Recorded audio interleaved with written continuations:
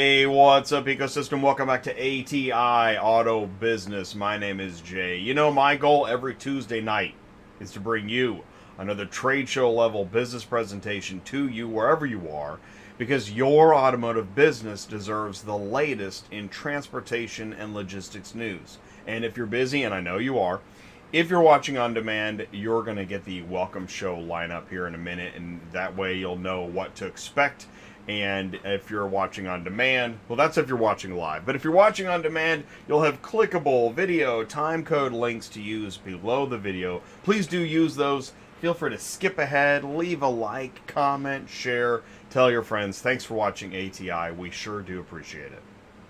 Equipment, insurance, regulations, running lanes, rates, brokers, dispatchers, load boards, mobile apps. Is it important for the automotive industry to learn more about the major pain points affecting independent owner-operator car haulers? We think so. So, tonight on Owner-Operator Car Hauler Roundtable, we have Charles Lemon Bravo, Doug at Dalmac Enterprises, Kyle of Muss Trucking, Dee at MEA Express, Rod at Hamil Logistics. We have Steve, we have Recharl, plus we have a special guest, Jake Berkal of Auto Hauler Exchange, and yes, Ty Thompson is in the building. So please, join the live chat, share your thoughts, ask your questions, grow your business, break out of your vertical, because it's Tuesday nights live on ATI Auto Business. My name is Jay, I'm your host. Welcome back to the show.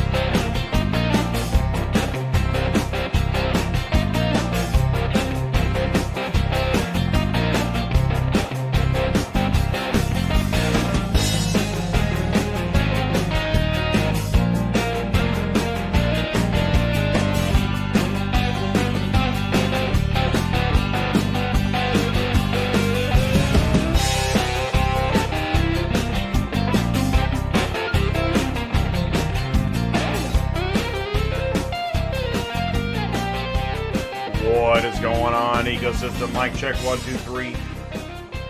Welcome back again to ATI on Tuesday night. Tuesday nights live. Back in the studio, back in the office, ready to go. It's midsummer. It's hot outside. And actually, you could probably put that on the major pain points too. Weather. So here's what we're going to do. Yeah, let's go to that welcome show lineup. Please, first, do feel welcome. This is ATI. All verticals welcome. I know. Dicey. It's a crazy thing to say. Dealers, auctions, carriers, dispatchers, brokers, DOT, FMCSA, insurance. Just pile on in. Please do say hello. Let us know how we can help you. You can start with a simple mic check and a thumbs up and leave a like. And then from there go into questions. And here's the deal. This is good news. If you're an owner-operator car hauler, if you're researching, if you're a dispatcher, if you're a broker, this should be a very informative show, because we're going to check in with actual owner-operator car haulers, which is the majority of the industry, I do believe. But you know what? We're going to go into the news and check in with the industry too. We got all kinds of stuff. There's different articles, and that's another thing that we're actually talking about is, where do you get your news? What do you do with that extra time? Do you can physically work out. Are you working out your mind? Are you learning more about the rest of the ecosystem? We want to help. We're here to do that. Then we're going to bring in Ty. Ty and I are going to take one more swipe at what it is that we're trying to do, and then we're going to open the floodgates to the Owner-Operator Car Hauler Roundtable. Charles, Doug, Rod, Dee, Kyle, Richaro, and Steve. And we're going to open the floor. This is a roundtable discussion. We really do want input. You know, I know that, you know, I get to talk in and we drive the ship, but, and here's the thing. It's not lost on me. I'm at show 300 plus. The hardest, what is the hardest demographic segment of the automotive industry? The hardest to get on camera and get to talking. Anybody? Wanna guess? It's car haulers. I know. It shouldn't be car haulers, but it is actually the hardest group to get to talk. So please cut loose and tell us. Really share, talk. Tell us what you think. We really do want to know. Oh, Ty says super truckers. Hey, what's up, man? Togo's here. And then finally, our special live guest. We're gonna have Jake of Auto Hauler Exchange. Hey, Auto Hauler Exchange. We're ATI. We're friends, right? Well, we came up with a crazy idea today. Why don't you guys join us? And you're gonna have a group of owner-operator car haulers. Go ahead and focus group, share, demo, tell, and then maybe let's get a few questions answered and see what happens. Whoa, live focus group on ATI? Where else are you going to do that? Let's see here. What else do we have to share? I gave you the welcome show lineup. Please do leave a like. Please click share, copy that link, and we really appreciate that. This is ATI, and we are, you know, we're here for the community. We're trying to help. So please, if you're lost, if you have a question, call or a complaint or a gripe, call or text Ty, 417-483-2764. He loves to hear from you. You know, he says to me all the time, Jay, my phone doesn't ring off the hook enough. So well done, Ty. We appreciate that. Let's do this. Here's what we're going to do. We're going to go into the live chat right after this, so stick around because we will be right back.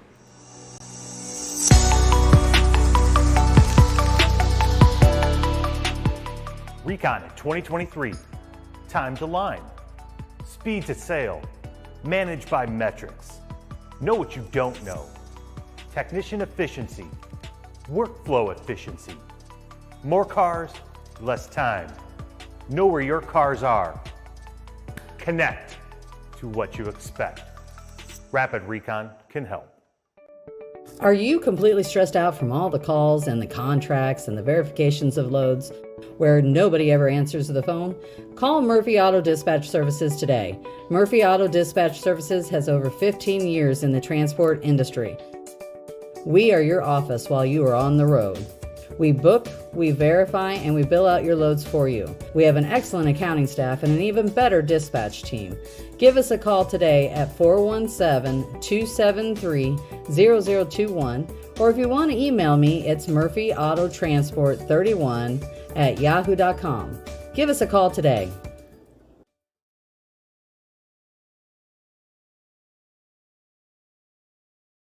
So you need help staying loaded or moving a car. That's the voice of Sue. She runs a dispatch office. She's a fully licensed broker. She's my co-host on Thursdays on Dispatching Live. Visit murphyautotransportservices.com. All right, cool. Let's go into the live chat. Thank you so much. Taking the time, showing up on a Tuesday night. And we also know that if you can't catch the show live, lots of people check it out on demand, so that's pretty cool too. This is, we're going to get to that. We'll get to industry news after the live chat. Let me back this up. And I think we got plenty of news too. Ty got in here first. This is where I get my car hauler business updates. What's going on, Ty? Thanks, buddy, for just helping the community so much. It's awesome. Between live trade shows, live shows, taking community calls, behind the scenes business networking, the meetings, the introductions. Good job, Ty. That's awesome, buddy. Heavy applause. Kimberly is here. Welcome to Tuesday Nights Live. We're glad you're here. What's up, Kimberly? Thank you so much for sharing information in the live chat. We really do appreciate it. Doug is here. Hey, nice looking truck in the intro banner. Right, Doug? Good job, Doug. See? Do you see what happens if you send in your truck? You never know what will happen. That is Doug's truck. Nice job, Doug. Thank you very much. Auto Hauler Exchange is here tonight. That's right. We're glad to have you here with us again, Auto Hauler Exchange. And actually going to be on Cars on the Move next Friday. We've got a dispatching live show coming up in a few weeks. But tonight, Jake is going to tap into the owner-operator car hauler roundtable, give a quick demo, answer some questions. This is going to be cool. This is the power of ATI. Meaning, this is a community platform. Think of how could you use this platform? What could the platform do for you and your business? Let us know. Send me an email, autotransportintel@gmail.com. And yeah, we want to hear from you. Cool. That's awesome. So we're excited for that. Brova, Chaws Lemons is here. What's up? Charles is on the show tonight, so that's so cool. Charles, we're going to, first time, long time listener, first time caller. Love that. Excited about it. It's going to be great. Carlos is here. What's up, Carlos? ACB Logistics is in the house. Mark Grodicke, Superflow Systems. TAQ in the house. Back in the groove. Looking forward to another great show. Which is interesting because, like, last Tuesday, yeah, I was out and in the streets with the fireworks. That was interesting. That was 1 week ago. Man, things move so quick. Yeah, Doug, we're looking forward to having you on the show tonight. This is going to be cool. Now, Togoat, hello, Togoat, and we're really sorry to hear about that situation. That really sucks. Togoat, lost my setup last night. Driver hit me that fell asleep. Oh, my gosh. Oh, man. I'm sorry. That is rough, man. Keep us posted. We're glad you're safe. It sounds like you're safe, so that's good. And just let us know more details and how we can help. Yeah, that's what we're here for. So let us know how we can help. You may want to share. You can call or text Ty, 417-483-2764. If there's something that, you know, if you have a question and you want to reach out to the community, let us know what we can do. I'm so sorry. That's awful. We're glad you're here with us. So thank you so much for tuning in and saying hello. Yeah, heart broke more than anything. I can imagine. That is crazy. You know, I mean, listen, man, if somebody walked into my studio and just smashed all my stuff, I'd freak out. I don't know what I would do. So I'm really sorry to hear that. Devin is here. Hey, Victory Lap Transport is in the house. What's going on, Devin?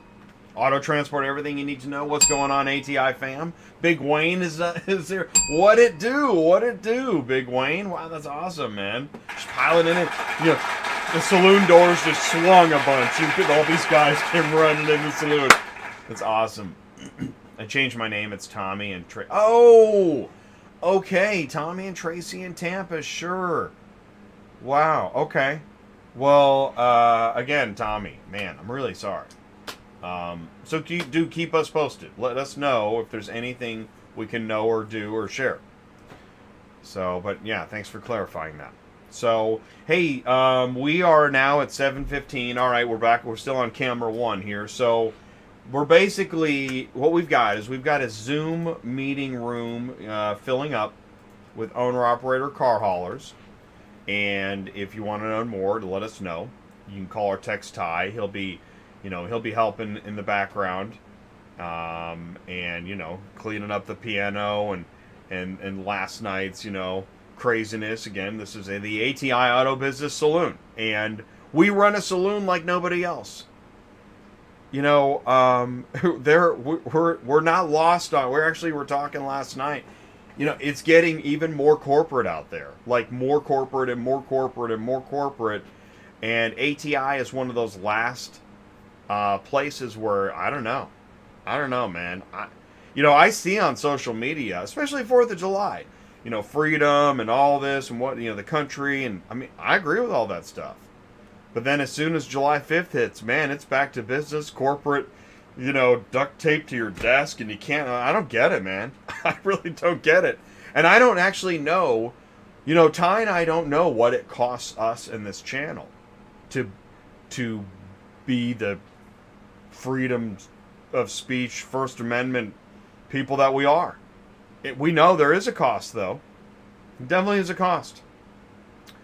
So, but we're here, and this is trucking, and it is an open freedom deal. So that's what we're here for.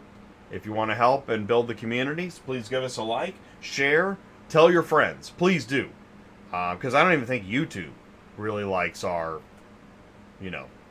freedomness. What a... Strange. I know, it's weird. And it's only going to get worse.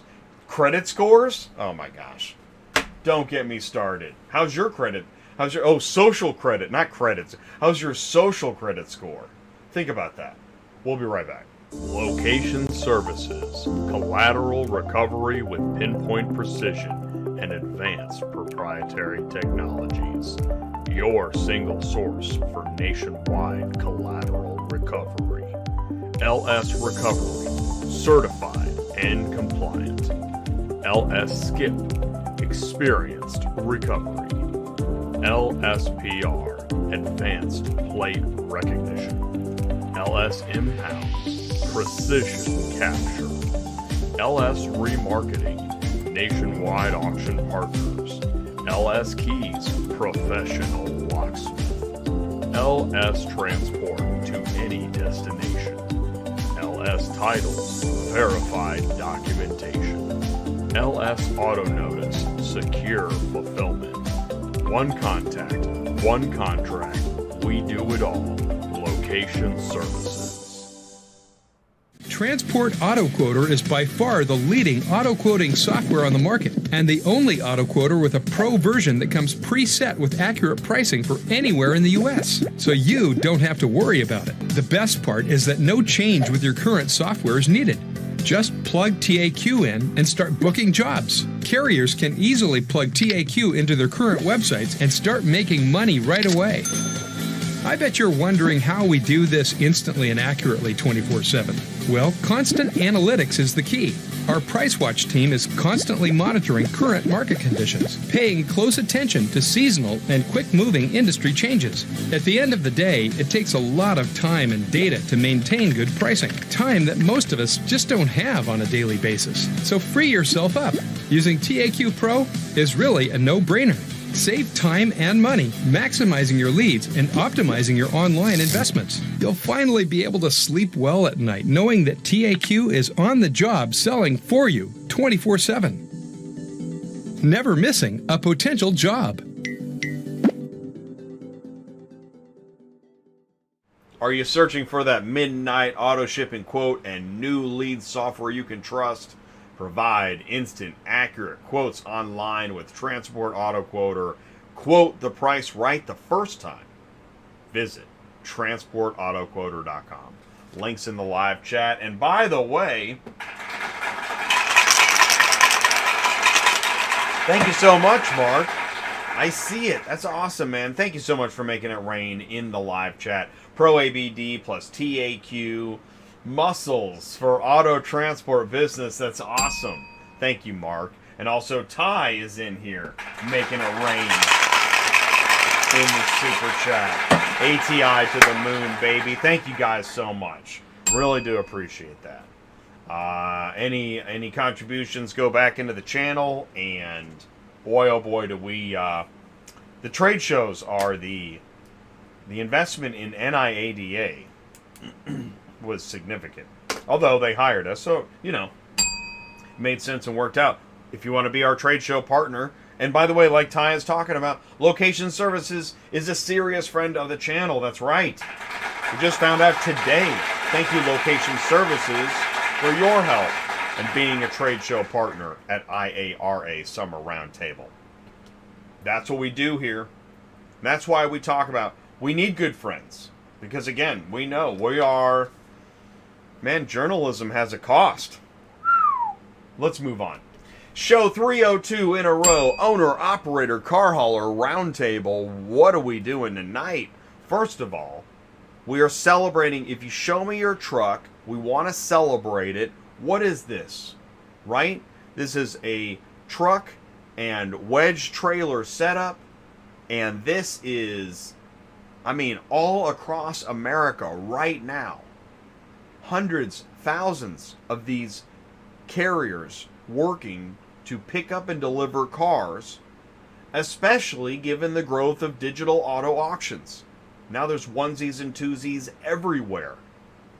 How do you think those things are going to get from the digital auction that made your life so easy? And it's interesting too, in 2021 we started doing car shipping roundtables, right? And so we're going to do another roundtable tonight. It's, it's time. And it's a culmination of, on Thursdays, dispatching live load board search advice. You're going to see some of that in the news. Also, Cars on the Move, connecting dealers, auctions, and carriers. You'll see some of that in the news. And also our friends, Auto Hauler Exchange, who we got to see at NIADA. Look at that group. Just having a blast. That's the expo hall.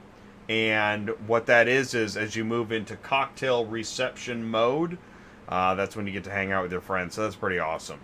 And in fact, Jake Berkal's going to be on the show tonight as a special live guest to share and demo and answer questions in front of the owner-operator car hauler roundtable, which is a pretty cool mix of what we do here on ATI. Front of the store, back of the store, we talk about it. We connect the two. We are interested in the entire ecosystem, new, used, auctions, dealers, carriers, brokers, dispatchers, all in one room. Wow, that's dangerous.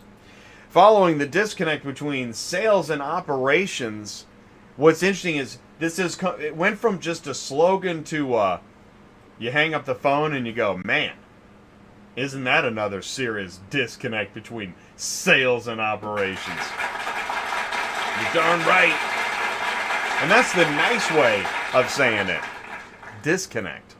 Right? You think this is some kind of disconnect? Dude, where's my car?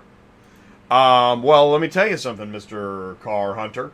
I've been hunting down other cars. I've been hunting down other people. I've been hunting down other payments. And that's just one line of my problems. So that's what tonight's show is about. We want to talk about it. What are the problems? And again, I'm not messing around. I don't want to hear, that I went through this giant rotation of options. Do I say Joe Biden? Do I say the weather? No! I want to talk about this stuff. This is the important stuff. The stuff that you think is boring and the other verticals need to hear about. Because you know what's weird? They don't know this stuff.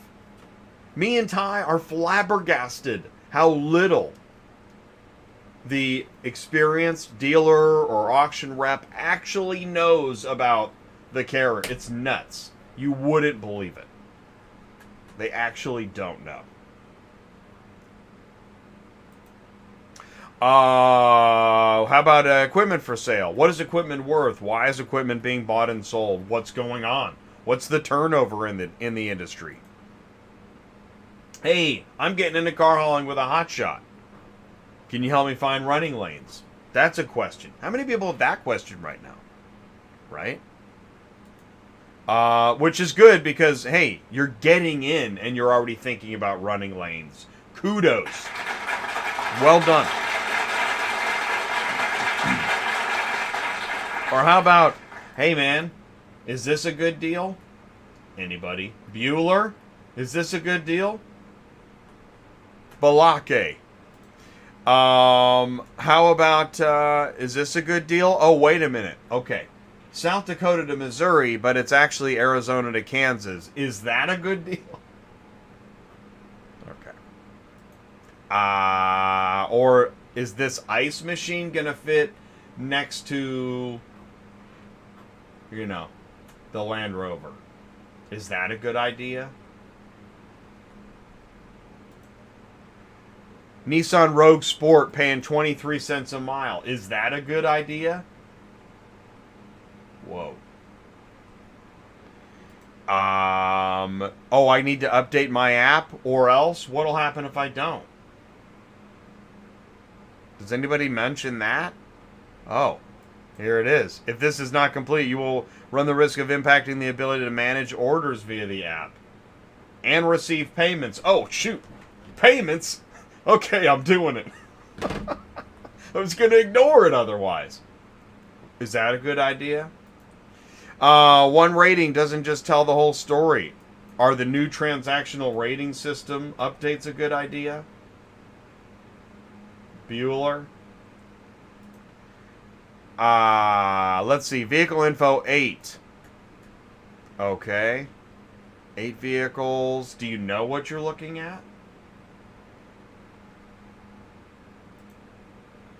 Rating history for blankety blank. 4 negatives. Is that a problem?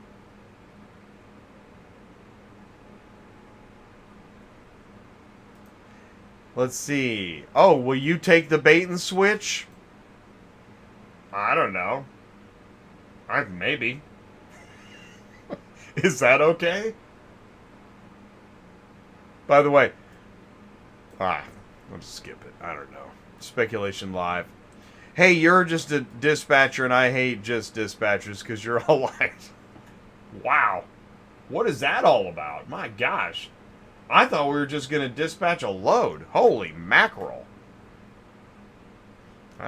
That went sideways.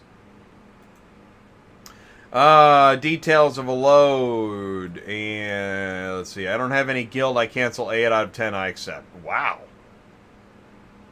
My time, and every time I move a car is not free. Okay. All right. Hey, man. You must have your reasons. I ain't going to question it. Shoot. I don't even work here. We transported a vehicle for the company below. Now they don't exist on Central. And the number's disconnected. We were due payment 15 days after providing invoice and bailout. Is it really this easy to disappear from Central?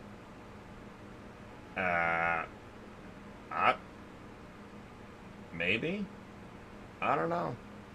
Is that a problem? What's the problem? 7 or 8 car high mount. You can say you're a car hauler, but no one will believe you. Wow. A 7 or 8 car is not a car hauler? Holy super trucker. Wang Chang. What? Wang Chang? I don't even know what that means. Boy, am I embarrassed, though. I've grown so tired of dealing with transporters. Anyone recommend any brokers? Need brokers or work nationwide? Wow. Why in the heck would somebody post that? What is that all about? Jeez. Is that the same lady that texted about the dispatcher? My gosh. We need to talk about 3-car wedges and putting the stuff in the right place when you only have 1 or 2. Proper weight, proper load distribution, weight, proper weight, load distribution. Dang it. You know what I mean?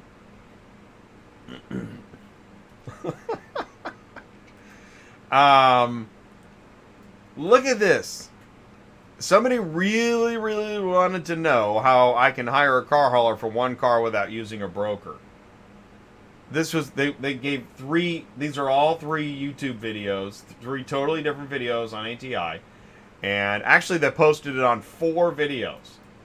So I said the same thing every time. Ask for Sue at Murphy Auto Transport Services. She works directly with carriers. Technically, she's a broker and a dispatcher, and she's very unique and fair.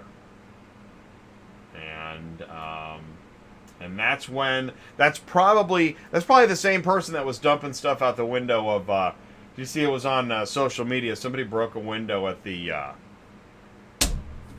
Caesar's Palace in Vegas and was throwing a desk out the window. I guess they got tired of trying to find a.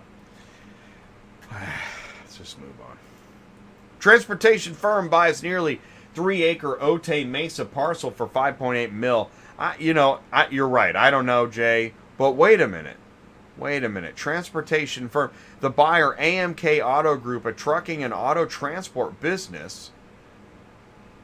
Okay. Otay Mesa still has a high demand for industrial yard space. I don't know where Otay Mesa is.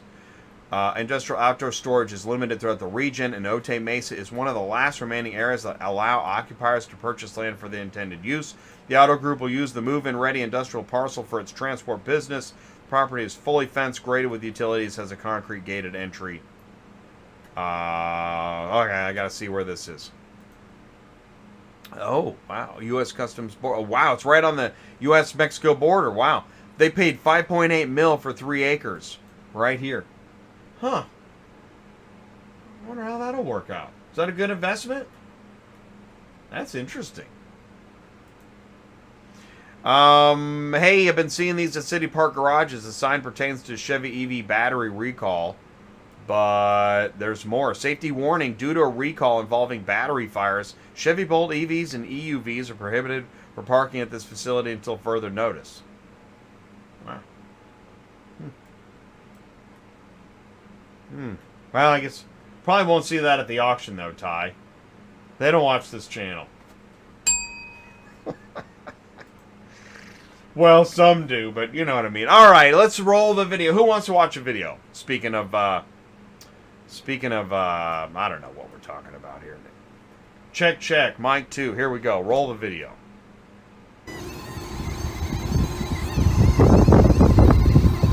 Off the charts. Just gonna walk around here, show you guys how much EMF. This thing's just going crazy. Right? Look at that. It's going so high. Shouldn't even be standing here. But as people charge their car, that radiation cooks the body. That's why they're pushing this. Now what's interesting is we look around here and it's just an open parking lot. So there's no towers, but this whole system is all linked up to the towers, and each car is also acting like a tower, emitting harmful radiation. Alrighty. Wow, that was a buzzkill. What else you got in that grab bag hat of yours? I don't know. Send your comments in autotransportintel@gmail.com. I don't know. What do you think of that live chat? Is that... I do have a couple questions. How does that thing work? Is that real? And how could that not be real? Isn't that how those things work? I don't know, man. I don't know. Let's all just wrap ourselves in tinfoil and giant batteries. And then, I don't know. I don't know what we do. All right, this is how you get your car shipment business news. It's on ATI. Sorry about that. We didn't mean to go down that... shouldn't have taken that last left turn. Let's do this. I've got 5 new questions every Tuesday night. You guys ready to play? Are you a car shipping guru? Play Ask Larry. Here we go. Question 1. Let's do something. Have wholesale used car values recently been rising or falling? Wholesale used car values recently rising or recently falling? I sense a change in the questions tonight. No broker, no middlemen. Car haulers, vehicles. Sounds like a good idea. Thank you very much.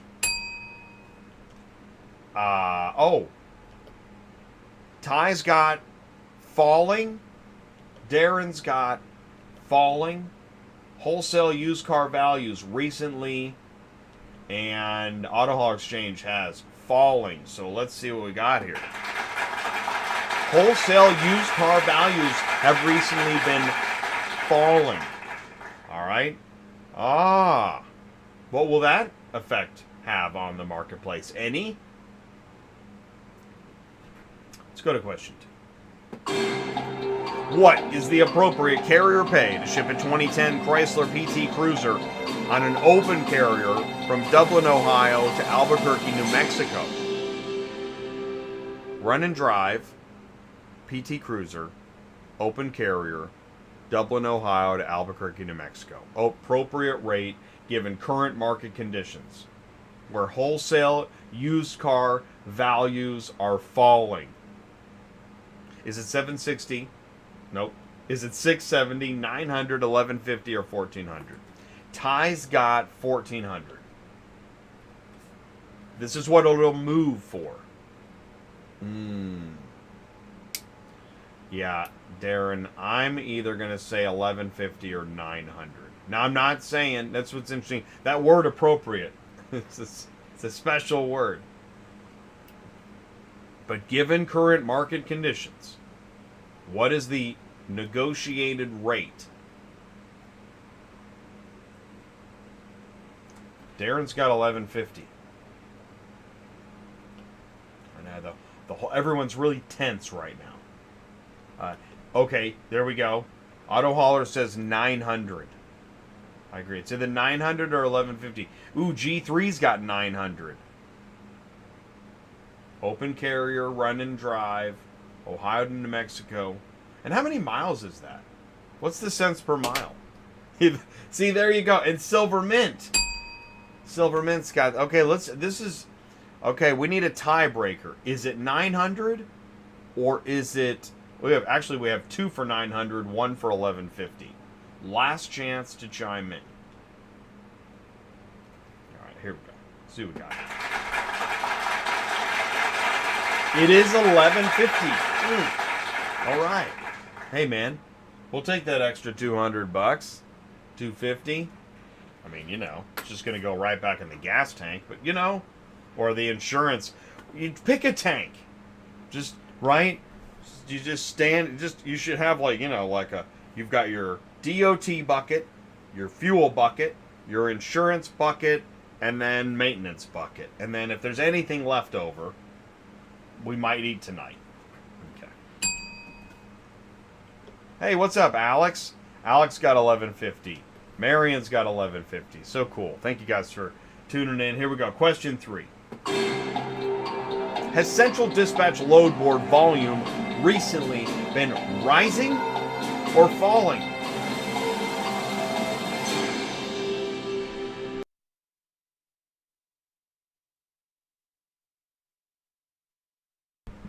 Has Central Dispatch load board volume recently been rising or falling? Ooh, okay. Ty says falling. Alex says falling. Has Central Dispatch load board volume recently been rising or falling? Douglas says falling. Darren has falling. My gosh, the whole place. It is falling. Okay, we all... So good. And that's... one could argue that was speculation live, but I think we're all seeing the same thing. And Silverman says, who cares? All right, so I like your style. You sound like me in business meetings. Yeah, and I think no matter where you search, but if somebody were to say rising, you know what, Darren? You're absolutely right. Super Dispatch is rising. Now that is interesting. All right, but does it matter? Is it all?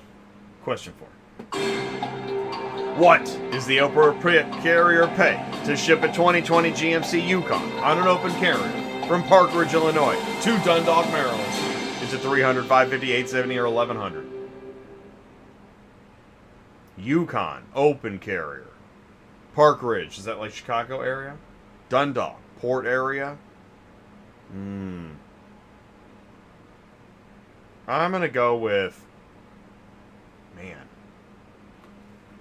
I'm just going to go with 870, I guess. I'm going to go with 870. Could be 1100 though. I don't know, man. Size doesn't seem to impress people anymore.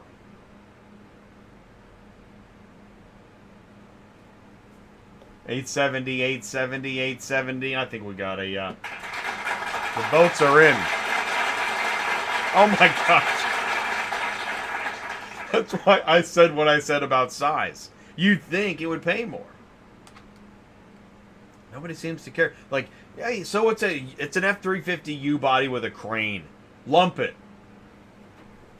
I guess. I don't know. Question 5.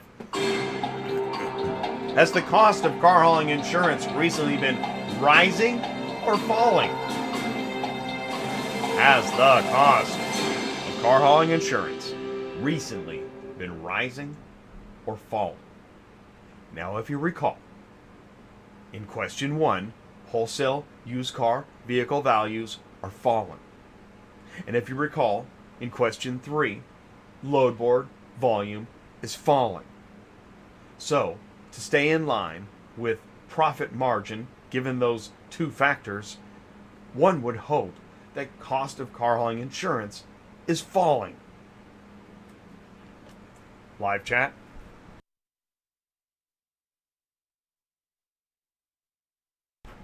Oh, no. No, no. Don't tell me. No. No. No. Cost of car hauling insurance is rising. Welcome to the squeeze, everybody. At least eggs are back to normal. That's what somebody might say.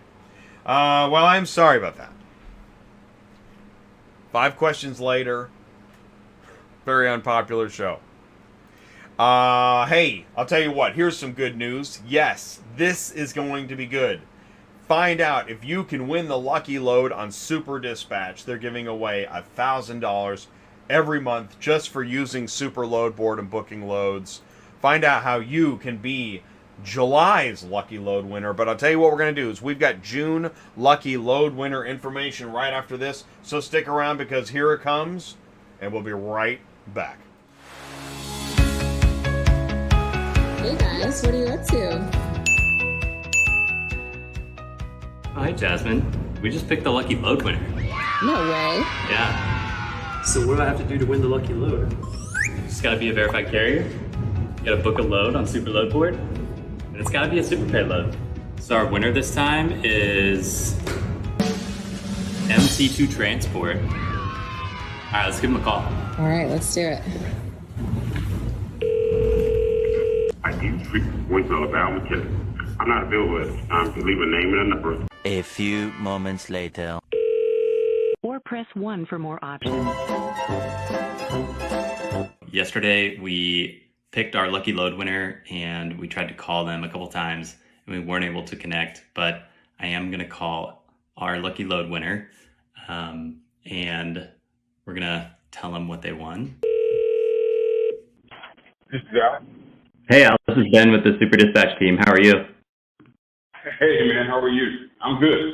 I'm just calling today to let you know that you're the lucky winner for this month, man. So congratulations. Thank you much. Thank you. We just want to say thank you. I'm excited to death about this. That's great. That's great. We really thank you for using Super Dispatch. And if you need anything at all, just give us a call, all right? Absolutely. Thank you much. All right, Al. You take care. Congratulations again. You too. Thank you. Bye-bye. Bye-bye.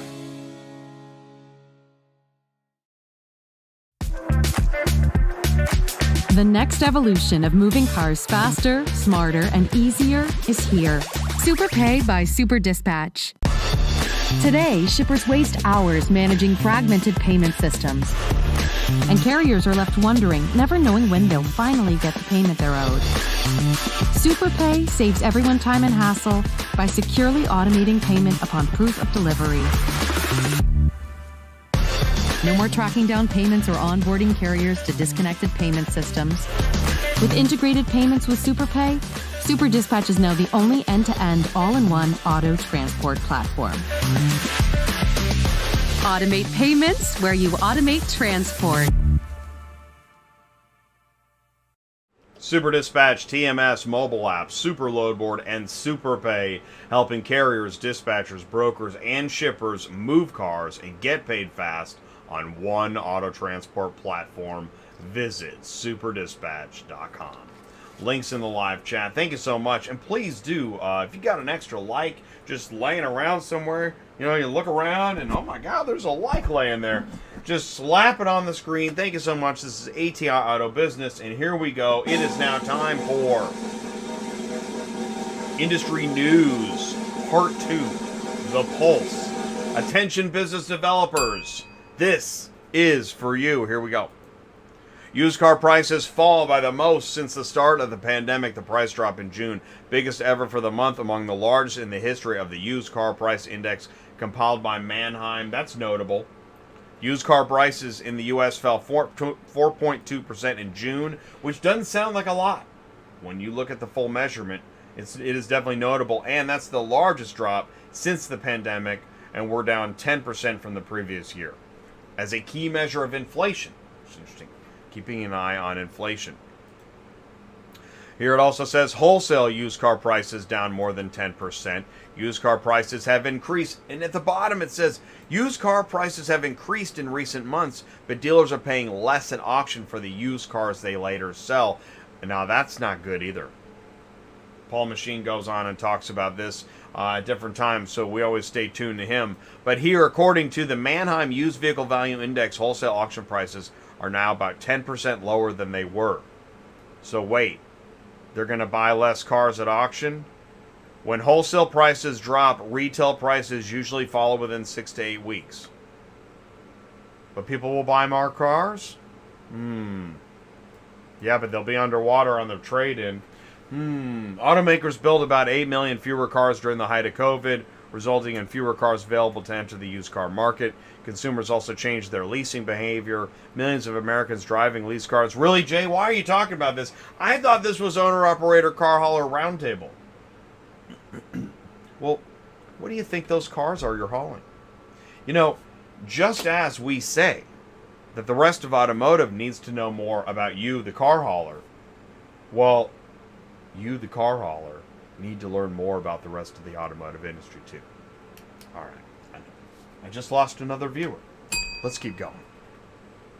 Largest month-to-month... Oh, wrong button, Jay. See? Largest month-over-month drop in Manheim used car price index since April 2020. Yeah, we just said it. I know we're already bored with this. June represented the steepest month-over-month drop. This is like giant news in automotive. This is what they're all... Other dealers and auctions, this is what they're talking about.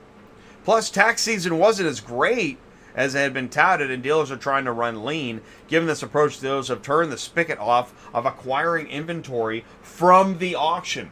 They've not turned the spigot off from acquiring inventory. They've turned it off from acquiring inventory from the auction.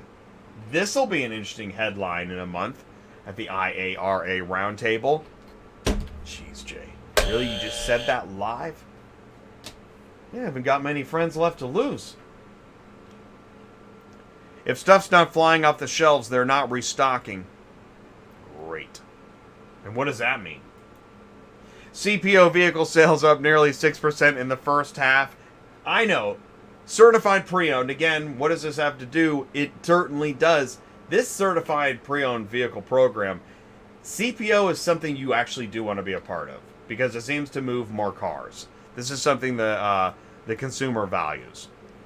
How about June fleet sales spike year over year? Sales into large fleets, not including sales into dealer and manufacturer fleets, increased 44% year over year. What? Sales into large fleets, not including sales into dealer and manufacturer fleets, increased 44% year over year. Wow. It's because OEM production's back. The return of fleet was a key driver of the first half new auto sales increase. With production levels returning to normal, automakers, OEMs, and retail demand only modestly improved, sales to fleet channels have increased dramatically. So, you know, it's interesting. Sidebar. We were talking how the last couple of years it's been, you know, if you were in new, you might have been running to used. Well, guess what? Pendulum swing. Attention, pendulum swing. Combined sales into large rental, commercial, and government fleets have seen 12 consecutive double-digit year-over-year increases. Sales into rental fleets were up 85% year-over-year. Sales into government fleets. You know, Ty, we should ask Joe and John next Tuesday night how this is affecting their business. They're going to say, we're hiring. All large manufacturers showed gains in fleet over last year. Stellantis had the largest increase, including an estimate for fleet deliveries into dealer manufacturer channels, remaining retail sales up. Overall, fleet share of industry sales increased 4.6 over the first half of the year. We anticipate that the appetite for these vehicles may be a bit less voracious during the remainder of the year. So they anticipate a slowdown. So yeah, we will, man. So used values dropping, new fleet demand is up. In fact, here's one. GM, Toyota, Honda, Nissan, all rebounding. GM up 19%. Did I already read this? Am I having deja vu? Did I read this on a different show? Anyways, all the OEMs are up. And when we say OEM, we mean automaker. And we also know Oh, thanks for leaving a like. Appreciate it. We also know that I was going to say something about automakers and I forgot what it was. Oh, new cars get posted on the load board. That's interesting, right? That is very interesting. Hopefully they pay well, and hopefully that leads to some kind of broker and or running lane opportunity. Keep us posted. Are you able to build relationships with brokers on using load boards? Would love to know that too. Put that on the list. Montway made the news again. We're excited to share the one-click auto transport now available on Edge Pipeline. Montway is working with Auction Edge. This is a big deal. This is something to think about. What technology companies could you be working with to provide transportation solutions? We're going to get to a story here in a minute. You're going to want to see this. So Montway launching this in-platform transportation ordering feature means dealers can now buy from anywhere in the country with confidence, knowing their purchases will be quicker and safely transported. And by the way, this is one of the things that we like to do on ATI is, we're going to give context to stories. That's not the end of the story. It's the beginning of the story, but it's a great idea leading to more sales and volume moves. How about this one? ACV expands further into commercial consignment. Doing what? ACV is extending its reach into the commercial consignment segment. They got a lot of dealers. Now they're going to move into that auction, defleeting segment. It's a broad strategy that includes ramping up its presence in additional segments of commercial consignment. The prior purchase of a physical auto auction. Wait a minute. ACV auto auction. Doing what? I thought it was digital. I thought it was an app. I thought it was at the dealership. Well, you were right. It's all of those and more.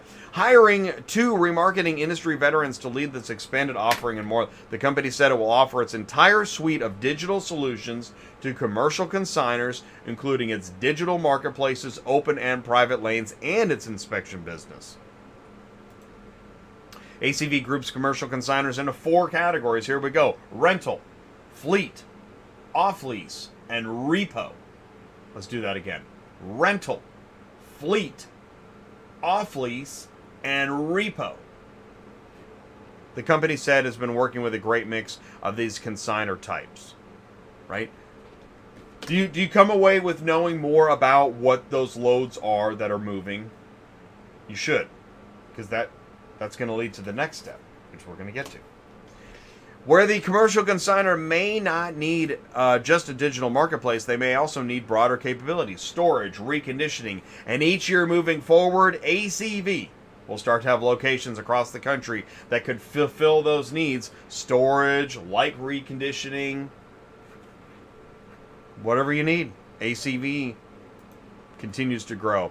Here's another one. McConkey Auction Group launches a hybrid auction in Alaska. Won't stay here long, but it is a new location.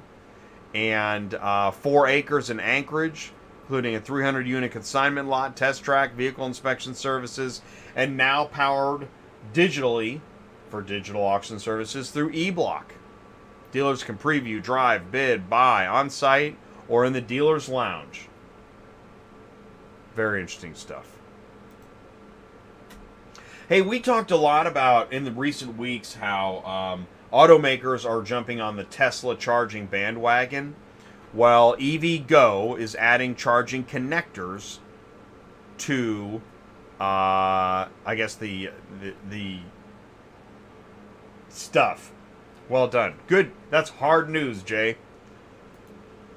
Huge drawbacks of electric trucks revealed as Ford Lightning loses 25% of range with full payload. Now, if you watch YouTube, you probably already knew this.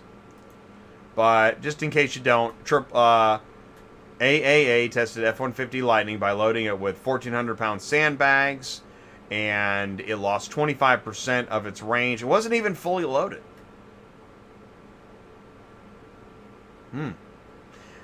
Let's see, F-150 Lightning, range 300 miles. Now, I know we're not using this in hauling, but, it paints a picture. Yeah, we'll keep going. E-fuel. This is interesting. Because what happens when they stop, they turn off the gas spigot and they stop selling ICE vehicles. Well, e-fuel could extend the life of what was otherwise gas-powered vehicles. So what's e-fuel? Carbon-neutral e-fuel can extend the life of internal combustion powertrains in sports cars and pickups. To be sure, e-fuel won't be coursing through the nozzles at public stations anytime soon, but it is on the it's on the radar. Problem is, it requires a lot of water. Oh, brother. And there's no roadmap. But here's the good news. E-fuel is a direct drop-in replacement for gas. No requirement for automakers to modify engines, fuel system components, or emission systems. That's right. So stand by, because coming soon, Waterworld e-fuel. Okay, we're going to tell you a story. Here's a story about a car buyer and a Tesla delivery. Now, if you know anything about how Marci plays football, you'll know that she pulls away the football. Let's go to the story. All right. Now, Brett, he posted this on LinkedIn. He went onto the Tesla website to buy a car. He went on, he did a custom order. They said the car would be ready in July or August. Pretty fast for a custom order. That's what I was thinking. I mean, he posted this 1 day ago. Wow, it'll be ready in July or August? Wow.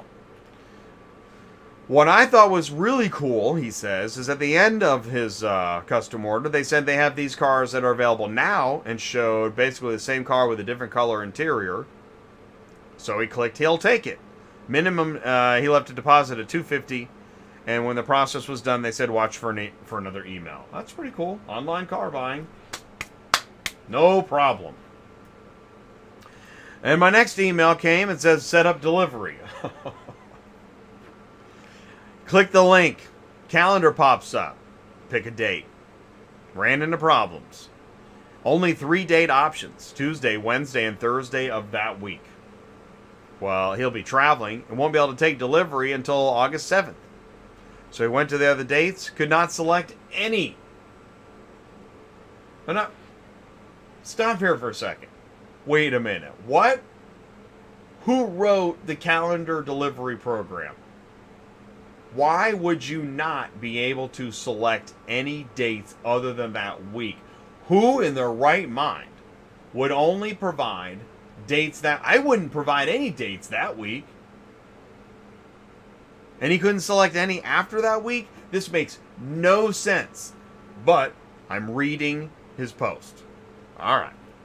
So then he had to click a small button that says cancel his order, I guess because he couldn't select the delivery he wanted, and he lost his deposit, and then it just went really bad. So riddle me this. Well, let me say it this way. I would really like to get a demo of the delivery calendars, because automakers are talking about custom orders. It's coming. It's going to happen. And automakers are not going to be handling some portion of auto transport. Good times. As well as the dealer transactions and everything else. It sounds nuts. But, hey, when you give that calendar that you can pick delivery, first of all, don't pick anything within 7 days of when you think. I wouldn't do that. I mean, unless they want to pay a premium, because I'm telling you, right? What do we know? What do we know about booking and loading and rates and customer expectations? All right, I said my piece. All right, do me a favor. If you see this is the podcast, get it, click it, share it, like it. And it's ATI Auto Business. Call or text Ty 417-483-2760. Wow, I'm running late tonight. I got hung up on some stuff. So be sure, dude, if there's one takeaway, this is it. We know that you could use that lucky load. So click here in the live chat and win that lucky load. Make sure that you gotta be a verified carrier on Super Load Board. You have to book the load on Super Load Board, and you have to select Super Pay as your form of payment, and you can win. Sign up for a chance. It's one load a month. The July lucky load it's out there somewhere. Leverage your business. We don't ship cars, we move information. We're ATI. We're the Car Shipping Business Channel. So it is now time. Let's do this. I'm going to do this. We're going to be right back after that. So stick around. We'll be live with Ty, and then we're going to bring in owner, operator, car hauler Roundtable. We're just getting started. We'll be right back. Auto Hauler Exchange is a new B2B marketplace, the first of its kind in the vehicle logistics industry. Auto Hauler Exchange automates the complex workflows of the vehicle logistics ecosystem by connecting large and small vehicle haulers directly with vehicle shippers. By eliminating the middleman typically required in vehicle logistics, AHX streamlines the shipping process, cuts shipping delays, and reduces empty space on carriers and unnecessary miles while increasing revenue. Working directly with the shipper, carriers can pick and choose which opportunities fit their routing on a day-by-day basis to maximize their capacity and eliminate empty miles, while allowing them to plan their backhauls in advance. The exchange gives control back to carriers. By using technology, AHX creates a frictionless, efficient environment for vehicle transportation. Get off the vehicle hauler roller coaster today with Auto Hauler Exchange. Auto Hauler Exchange B2B marketplace connects shippers directly with carriers, and that means putting the power of the business transaction back in the carrier's hands. Visit autohaulerexchange.com. And we have Jake from Auto Hauler Exchange joining us a little later. But first, we're going to talk to Ty for a minute, and then we're going to start bringing these car haulers in here. Hey, man. Hey, how are you? Good. How you doing, man? I'm good. I've been following the info highway, the news. Of course, it's always fun and engaging. I love the way you do the news, by the way. Thank you for doing that. Wow. I feel like I get caught up in like 10 minutes, you know? Right. That's right. All right. Yeah. Yeah, I love it. Just the highlights. I just need the highlights, and now I know what to do tomorrow, right? With my car hauling business. That's right.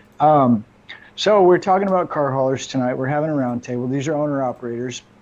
Most are one truck, maybe probably no more than 20. We're starting to kind of dig into the fleet a little bit. One of the things I need to make clear here, Jay, is that I got rid of my trucks. I sold them probably more than 10, 12 years ago.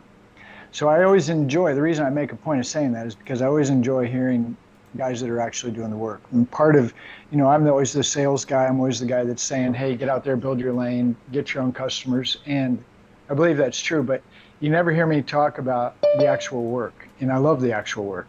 Finding the cars, loading the cars, unloading the cars, driving. So I always get excited when we get to bring our friends on, people that are like-minded, people that are trying to build a business and trying to figure out what's this car doing, where's this car going, and just the entire ecosystem. And that's why I'm really appreciative, very thankful that you built this platform, this channel, that allows us the opportunity to try to engage with every part of this ecosystem. How's that? Dude, I appreciate that. And I know you enjoy it because when you get the chance to get on the trailer, you do it, and it's glorious. You can feel it. You can, it's like life. Step back, everybody. Here he goes. Whoa, he's getting on it. Yeah. Well, what we need to do is find somebody to let me load and unload with them for a minute. Like give them the camera and let me do the work. That's what. Hey, that's coming up. You know what? We're trying to put together Auto Hauler Exchange, as a matter of fact. We might be able to do that on an upcoming Friday show. Not this Friday, but next Friday. I think, isn't that right? Auto Hauler Exchange show? So, yeah, we're going to have Auto Hauler Exchange on Cars on the Move next Friday. Okay, so do this. If you're watching this now or later, and next Friday, what's the date, Jay? Let's get it right. So next Friday. Open invitation live right here on ATI. Next Friday is the 21st. So that is Friday, July 21st. Friday, July 21st, we're going to have a pop-up ATI carrier event sponsored by Auto Hauler Exchange. Did you hear that? That was almost sounded scripted. Dude, I just rolled that right off. Whoa. Yeah. Frank Zombo. You know our buddy Frank, right? Yeah. Football player, big dude. I love Frank. I love hanging out with him because if anybody messes with me, I'm like, hey, Frank, can you take care of that? It's no problem. Yeah, right? Dude.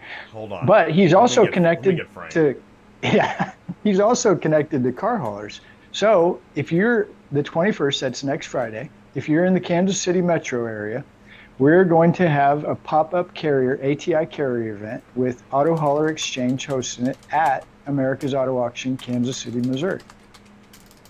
That's amazing.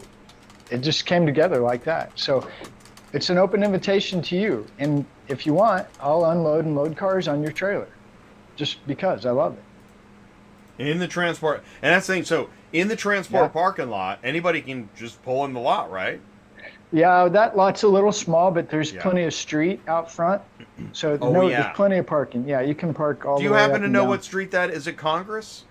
Yes, it is Congress. Congress Boulevard. Congress if you need the address, it's real easy. America's Auto Auction, Kansas City, Missouri. Put it in your maps, and it'll pop up the address for you. I think if I type America's Auto Auction, let's go ahead and do that live on ATI. Let's go ahead and bring might as up- well. Yeah, let's just surf it. Yeah, do it. All right, so here we go. So we're on the Google, and we type in America's Auto Auction, Kansas City. It goes to americasaa.com. Oh, and then there we go. There's the Kansas City location. Yep. And there's the address. Yep, we'll just go ahead and get the address. And we go live. Cars on the Move is live at noon Central on Friday Central Time. Central Time. Let me grab, if you can't be there physically, COTM 7/21/23 noon, and there is there's the link. So you can either join virtually or physically. Yeah, I would love to have you there. Or as a physically. hybrid. Shake your hand. Yeah, you can. Hey, Jay can send you a Zoom link, and you can go live in the transport parking. Yeah, you can just join. like I do. That's right. You could or join us via Zoom. Yeah. Wow. We can do whatever we want. Boy, but Friday this is Auto Transport. Welcome to Auto Transport. You know, the link I just shared is this Friday's show, but it's okay. But yeah, It's this is okay. Auto Next Transport. Friday. You can do whatever you want. You can. Hey, Dude, go for you it. can do whatever you want. Might as well.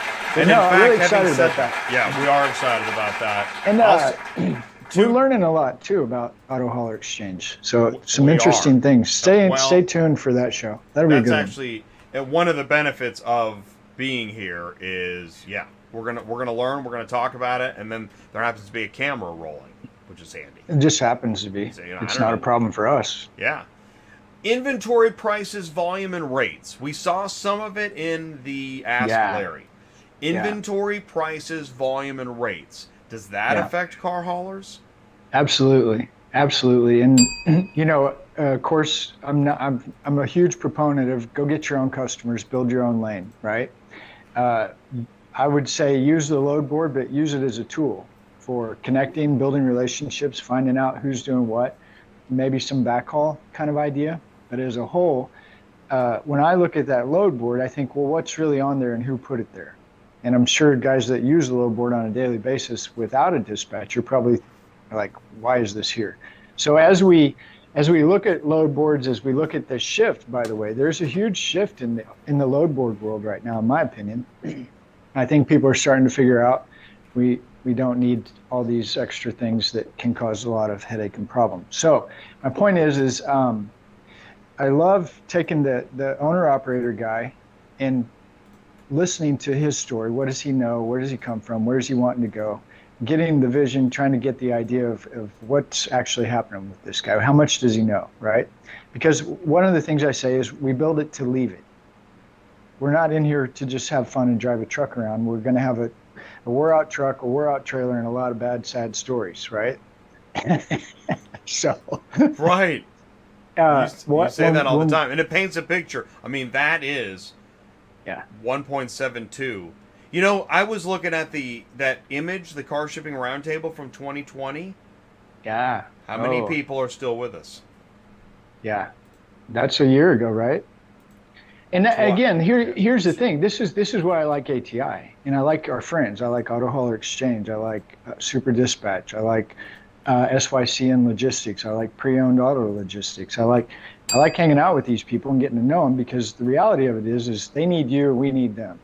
And if you're not going to go build your own lane, and this leads right into point 2. Any ecosystem, load board, marketplace needs carriers and shippers at the same time. If you have lots of carriers, not many shippers. Yeah. Well, this is strategy, and you and I kind of have a little bit of a disagreement on this. I'm always the guy that's pushing sales. We'll go get more cars, right? You build it, and the carriers come. The carriers, shippers. Well, the carriers don't come if they don't know, though. You got to tell. True. I mean, you know what I mean? They don't know. Word travels in the transport parking lot. Well, right? That's true. They talk in the transport parking lot, and That's they talk at the truck stop on the CB radio, and they talk at the dealership, okay? So, anyway, I've just always been a huge proponent, a fan of sales, because nobody's really going to do anything until somebody sells something, whether that's a product or a service, right? So, my theory is I want a good sales team, you know, and this if you're a broker, if you're a tech company, if you're selling mowing yard, whatever it is you're doing, somebody's got to talk to somebody. Am I right? Somebody's going to need to talk to somebody. Yeah. Right. So I want. Right so when a guy says, "I want to," right. When you call and you say, "I want to own my own business," right? Part of owning your own business is, can you drive the truck? Can you unload it? Can you load it? Can you fix a light? Can you deal with the customer? Do you have people skills? What are you doing? Right? And knowing when you own your own business that you have to touch every piece. Accounting, how about compliance? I hate compliance, and I'm not the best accountant, but I touched it and I figured out real fast. I know what I need to know, and I'm going to find somebody else to take over because I can't mess with that right now. Does that make sense at all? Well, it does, and I'll tell you what, we're without wasting any further time, because this is ATI. Yeah. Here we go. It is. All right. Yeah. All right, here we go, guys. Get ready. Oh, shoot. Hey, wait. What? Send, Ricardo says he didn't get an email. So I was just wanting, I'll tell you what, let me bring in some of these gentlemen, and I'll just, okay. I was wondering that. Thank you so much. All right, and if you're supposed to be here tonight, and you're running around in the hallway and you don't know what's going on, let us know. We're here to help. All right, so right now we got Rod, Charles, and Doug joining us live. So, gentlemen, please do feel welcome. And I know that we've got a little audio, and it's a thing. And so, also, let me, in the meantime, while we're doing that, while we're getting ready, let's see, you said Richaro. He needs another invite? All right. Yeah. You did. Okay. All right. So let's do this. Is she? Get out of town. logisticsautotransport@gmail.com. And all right, cool. Let me get to that too, and let me also, let's see here. Hang on 1 second. Bear with us.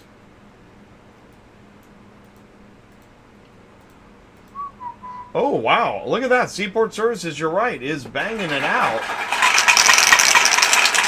Super Chat. Seaport Service. Super Chat. Really appreciate it. It's awesome. Services shows up because actually one of the guys on the show tonight I met when I was down at Seaport Services in Florida for a week running around on Betsy the forklift. I met Richaro down there. Yeah. Oh, right. Yeah. Richaro he was the there. guy that pulled in and somehow maintained a positive mental attitude after losing 6 hours and $200. Oh, wow. Yeah. That's that really impressive. happened. I don't think I fit in that category. I know I would have lost it, and I would not have been nice to anybody that I encountered after that. But I'm just kind of mean like that. Right. All right, here we go. So I'm just going to start from top to sides. Okay, so I've got Rod in here first, Charles is in here second, Doug is in here third on my screen. So let's do some quick intros, and then we'll start moving around. But Rod, please say hello. You were here. We met you at Finished Vehicle Logistics. Got to catch up with you. Please say hello and tell us a little bit more about you. Well, good evening, everybody. Can you hear me fine? Yes, please. Thank you. Awesome. This is Rod with Hamil Logistics. We're a Florida-based carrier. We cover everything east of the Mississippi with a little over 27 trucks. We do a little bit of everything: wholesale, new cars, used cars. A little bit of the ecosystem, and we specialize in. Lost connection. No, we can still see you. Okay, sorry. But thank you. All right, cool. Absolutely. Yeah, you're cool. Hey, so on that, do you have a website? We're actually working on this right now. Working on the website. Okay. Yeah, because we started the broker division as well, so we wanted to migrate both of those companies into kind of one website. Because what I'm doing mentally is I'm trying to organize the type of vehicles you haul, your area, and ideally, I'm trying to think in a marketing way, what would that material look like visually, Ty? Well, so then the next question is, what kind of trucks? Are we talking 3-car haulers? Are we talking 9-car haulers, Stingers? What do you got? You said 27? 27, all Stingers, 9 cars. Wow. Wow. Yeah, it took us a little bit to get there. It took you a little bit. How long did it take you? Well, we started in 2017, but we stayed as a hotshot company for probably 2 years or so, till we started touching on the OEM market. And once you're moving OEMs, unless you're moving railheads, then you got to get up with the 9 cars, because as you know, with the OEMs they look at a load as 9 units. They don't look at it as a VIN. Yeah. So that's still the same then? Because I've talked to some guys that have said, well, you go get 9, but it has 5 stops. Yes, and there's 9 with 9 stops, but not the most we ever done. I think is 6 stops, honestly, and that's the thing I brought into the OEMs. It's not about just losing time and efficiency. It's also about moving the same particular unit on the vehicle 9 times on our trucks. So it's 9 times the risk, and we only get paid for it once. Yeah, you got to touch it every time, right? And also, and then sorry, to cut you off. No, you good? Yeah. We can move a vehicle from Florida to Seattle, and there's no risk of getting damaged. But when you have 9 stops, 9 times you're gonna get out of the highway and go into the city under the trees, and what for? And it's we try to avoid small cities and neighborhoods and all this stuff, but for some reason, every dealer we go to, it's always like, oh yeah, there's always hanging low trees, and like, well, why don't you guys do something to address it? Oh, As a dispatcher, when I used to talk to dealers about, have you thought about how you get your inventory? Mm-hmm. Well, you just tell them to park in the street. Everybody, Thank you. What are you talking about? Yeah, park in the median. Like what? Price Chopper doesn't tell the cottage cheese guy, just wheel it a mile with a hand cart. No, what are you talking about? Right. But that is really interesting stuff. All right, hold on, Rod. Here we go. Charles, first time on ATI, right? Yes, sir. What's going on? Can you hear me? Yeah, we can hear you. We can see you. Please tell us a little bit more about you and your business. Well, my name is Charles. I'm your local car hauler guy. I've been doing it for about almost 2 years now, and I'm just trying to find new ways to scale my business, and I actually leverage ATI to do that. So this platform is such a great platform. That's why I'm here. I watch it all the time, and I actually learned a lot from you guys, even with talking to Ty a couple times, and we even joining the mastermind we had not too long ago. And I haven't quite got those box of donuts yet, Ty, but I've been busy. But I'm working on it. Well, it's funny because I'm not joking you. I really think about this. I think about you and those donuts probably once a day, and I'm like, I know you're gonna get those accounts. I'm rooting for you. Okay. Yeah. It's been good though, man. I've been actually just building relationships with brokers, good brokers, and that's like half of what I've been doing. Half of my work, they've been calling me throughout the week and keeping me busy, and still working on the load board as well.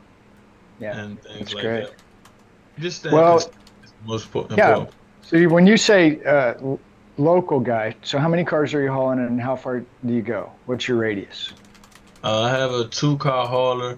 I stay within like 150-mile radius. Okay. Yeah. Good. That makes sense, right? Yeah. Keep it tight. Keep it real tight. Short mile, long dollar. Yeah. It's interesting too. I had a phone call today, Jay. I didn't tell you this one. Our friend Tom Klein, Keep the Octopus somehow together. He calls out of the blue. This was a cool story. This short mile stuff is real. So apparently hurricane season somewhere, Georgia maybe, and insurance companies are worried about the hurricane wiping out all the brand new cars on the lot. That's great. So he's like, hey, how much would it cost to move 800 cars 25 miles outside of the radius, outside of the hurricane? Has anybody heard this before? No. And I tell you, here's what I want to do. Hold on to that, because he called me, and I was in a meeting, and I was like, what do you need? And he said he wanted your phone number. I actually want to hear more about that. Before we do that, pause, if we may. Doug, please say hello. Now, Doug, is this your first time on ATI? Yeah, this is my first time, so. Wow, welcome. Good to meet you, Doug. Yeah. We see you in the live chat. Now we know who you are. Yeah, well, I'm more trimmed. My wife is watching. She got the buzzer out. It was more like, had more hair before, so. Get you ready for the big show. Thanks, honey. Yeah, I guess so. So a little bit about me. I've been doing this for a year. I started with a 2-car. I bought a 3-car, used one, which I should have did my homework. It ended up costing me a little bit more money to get it up and running. But I've now been running a 3-car for about a year now. Just recently sold my 2-car. My area, I pretty much go anywhere across the country. I don't do California. I don't do Nevada. I don't do Florida. So I'm pretty much like all over the place. Just like Charles said, like I am developing relationship with brokers. I have a contact with RPM that's constantly blowing up my phone every day.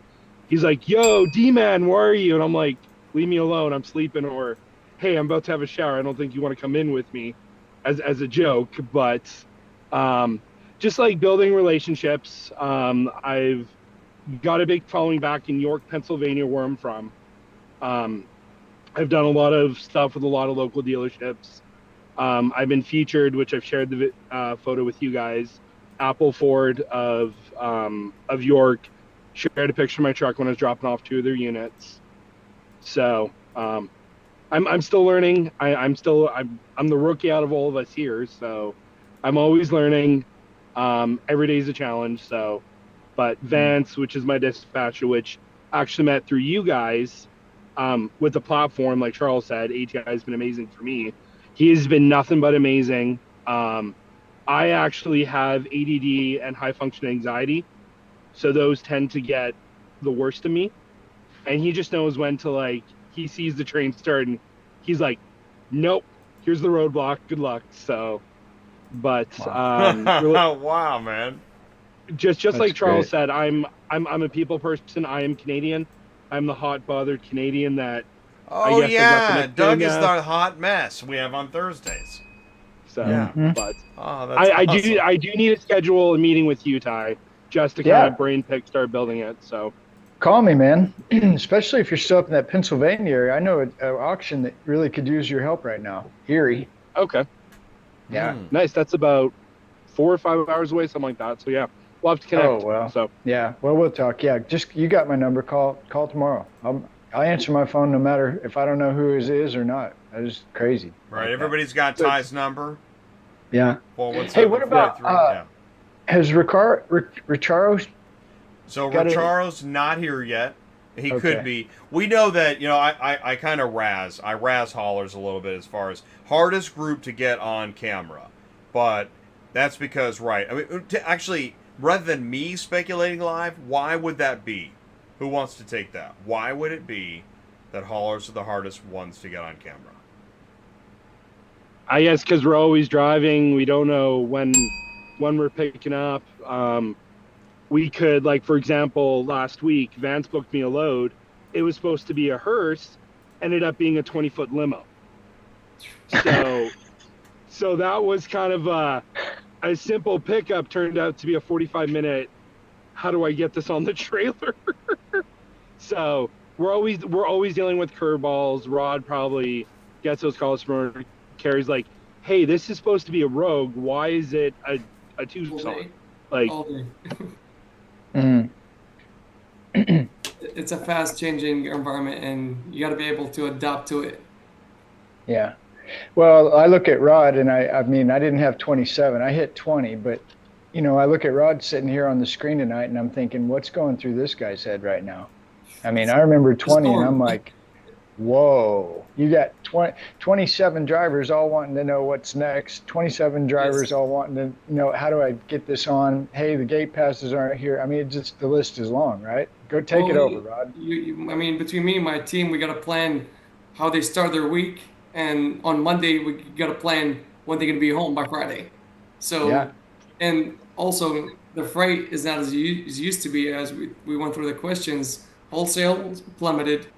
OEM picked up a little bit, but still, we don't have the routes that we had past 2 or 3 years. So we don't really know which way we go, and sometimes in certain areas. So we kind of go with the flow and just adapt and go from there. But still, I mean, luckily we've been hitting about 98% of our drivers are getting home on Fridays. Yeah. And that's a big deal, by the way. And that's kind of how Absolutely. I tried to run mine too. Guys, we need you to start early Monday in the truck, ready to go. Amen. I'll do my best to have you home Friday night, worst case Saturday before noon. And if that happens, I'll give you a little spiff or a bonus. I'm sorry, right? Right. And that creates a culture that retains drivers, right? And I heard what you said. Now, I never had that ability to plan out the week. Mine was probably maybe by the 4-hour mark. If I could plan 4 hours ahead, that was really great. But we ran 20 trucks within a 300-mile radius, so it was smoking hot. And anyway. Rod, I got a question for you. Sure. Do you ever run into the problem with your drivers who are like, hey, I need to get them home Friday, but it's just roadblock after roadblock, like these random roadblocks just pop up? We do have those. We call them jinx routes. and you know what's crazy? It only happens when a driver says, "Hey, I need to be home on Friday by 2 p.m." That's going to happen, and I don't know why that is. It could be a VIN number issue. It could be a tire blowout, and sometimes it could be just the weather. And he couldn't load for 3 hours just because it was a severe storm. And we usually don't load it in the rain or snow or whatnot. Makes sense. But yes, well, just like yes. Just like Jay said, this is auto transport. Anything happens, anything can go. Charles, where are you getting most of your loads? You said you're working on relationships, brokers, and then do you use load board much? Yes, I do. I use pretty much all of them, and I'm actually based in Maryland, so there's a lot of cars that move around in Maryland within itself. So Maryland, DC, and Virginia, you know, it's like all next door to each other. So I travel in between those three all the time, and yeah, I do a lot of, well, not a lot. In the beginning, I did a lot of work coming out of the port, those OEM cars. Yeah. But that kind of slowed up. So, you know, I was back to the load board and just, you know, putting stuff together putting cars together just, you know, to make it work for at least a day if I have to. But yeah, that's where I'm at. I'm in Maryland. Now, you just said port, and I noticed in the live chat, do you know Candy? No, I'm not. I know of her. Oh, different port. Okay, I'm sorry. My bad. I know of her. When I hear port, I think there's only one.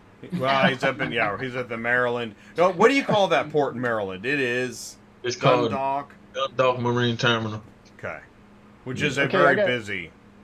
Now, we're gonna hit all three of you with this one. What have you seen in insurance in the last 6-12 months? Rise. Yeah. Rise 5%. Minimum 5%. Yeah. Mine dropped 10%. Wow. Stick to that. Yeah. Whoa. Wow. I'm sorry. What did Rod say, and then Charles?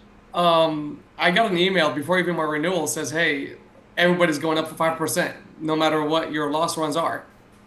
Oh. Guaranteed 5%. Thanks. And honestly, I think mainly because of the MSRP of vehicles jumped to what, minimum 10-20%. You average up on 50, it's 50,000, not 35 for 40 grand. And also the prices of our trucks and parts everything went up. So every claim is a lot more than it was before. So they Yeah. automatically increased us. And I think you and I talked when I met you at Huntington Beach Finished Vehicle Logistics. You said you were running like 2021 trucks, Pete's, right? No, the oldest one I think we have in the fleet is 2016. Okay. And we just because we invested so much money into overhauling it since when we bought it. But usually it's about 2018 to 2019 is the average year for the trucks. Okay. And yeah, mostly Collateral. All of them are Collateral. We got high Collateral, side the and we have Load 70. Oh, you got a high rail? Yeah, high rails. We like high rails. It really works for certain drivers in certain markets. Wow. Yeah. Yeah, You don't hear we that love often. them. I mean, I don't think they're ever gonna go away in certain areas. Honestly, just it's the way they're designed, and that's why Collateral never, cut them off. They're great trucks. However, as we know, the EVs they're a lot heavier, and having a Western Star with a Lore, you're looking at 3 to 4,000 pounds lighter than a regular Collateral, so you can almost hold another car going coast to coast. Wow. So that's the problem we're facing right now. It's not Did you just just say Western Star with? Sorry, did you say Western Star with a Lore? Yes, I think they're. We've been looking at them. We got some quotes. Empty weight is about 40,000 pounds, so you can load them up to 49 and some change, which is a lot compared to a regular high rail Stinger. You can only put on a good day 36,000 pounds on it. Mm-hmm. Yeah. So having the extra 3,000 of empty, of space. Of weight. It can help us have another EV on the trucks. Yeah. Okay. Wow. That's So, cool. Doug, sorry, Rod, but Doug, what kind of? We saw the picture of your truck and trailer. What's the make and model of your trailer? So I have, I forget. I think it's a 2019 Kaufman wedge trailer. It's got the front ramps. I took the back ramps off, just because there was a lot of the screws are starting to rust on it. So just for safety's sake, I took the back ramps off. But I can do 3 vehicles. I've done 3 full-size trucks on it. And then I have a 2022 Ram 3500 heavy duty. Is that a dual axle trailer or 3 axle? It's a dual axle. Dual. Good. I like that. Good job. Okay. And then Charles, what kind of setup do you have with your 2-car? I have a Ram 2500, 2018 Ram 2500 with a 2-car Appalachian trailer. Okay. Yeah, you like it? Yeah, I like it. Is it 3 axle or 2 axle? 2 axle.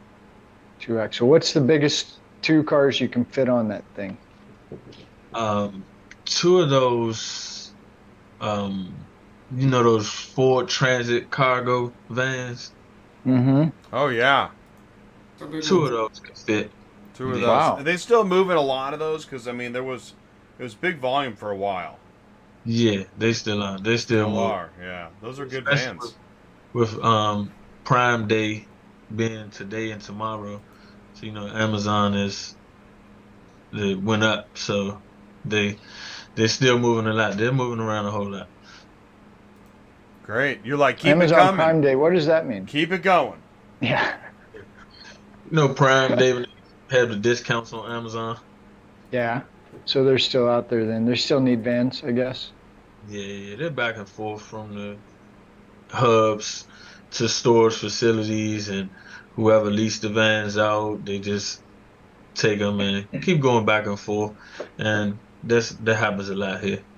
I had another good idea for you. I forgot, Charles. I always used to have the little, when I had, like Rod probably does this, but I would always have anywhere between 2 and 10 owner-operators leased onto me, and I would always use them to get the stuff that I wouldn't mess with ever.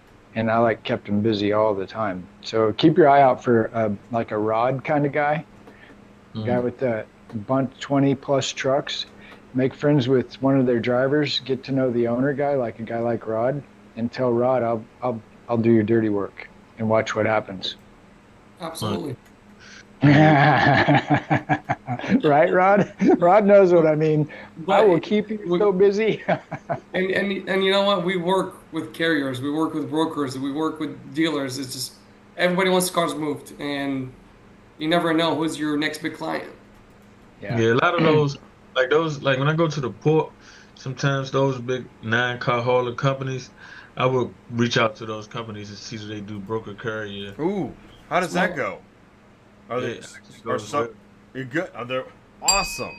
Yeah, so that's another thing that I do. I will go there and I'll ask them, and they'll be like, "Yeah, we work with owner operators, and you get signed up with them." But some of them, they require a certain type of insurance because they have a certain high-end car that they're moving, which I really didn't want to get into because they don't have the volume of work for me to really upgrade my insurance with insurance already being sky high. So it's like it's not even worth me really just adding certain things to my insurance just to haul a couple cars.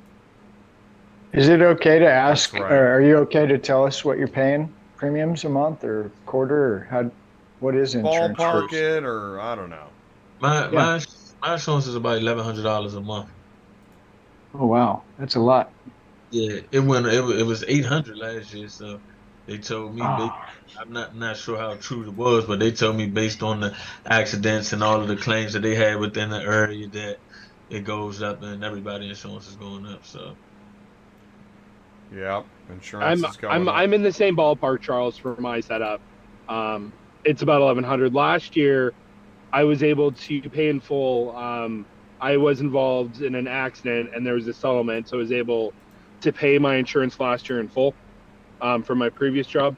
So my insurance starting out last year, which was my first year, was $18,000. It is now down to $13,000 for this year. 14,000. I certainly miss those premiums. Yeah, I can only imagine having 20 trucks there, Rod. Well, its average is about 20 to 25,000 per truck. It's for the year. Wow. Okay. Yeah, and that's what I say. With the 9-car, you do make this much, but you take home is this much. Yeah, for real. Yeah, but it gives us a lot more leverage as far as, like Charles mentioned, is we do have more access to more volume and larger network of brokers and customers.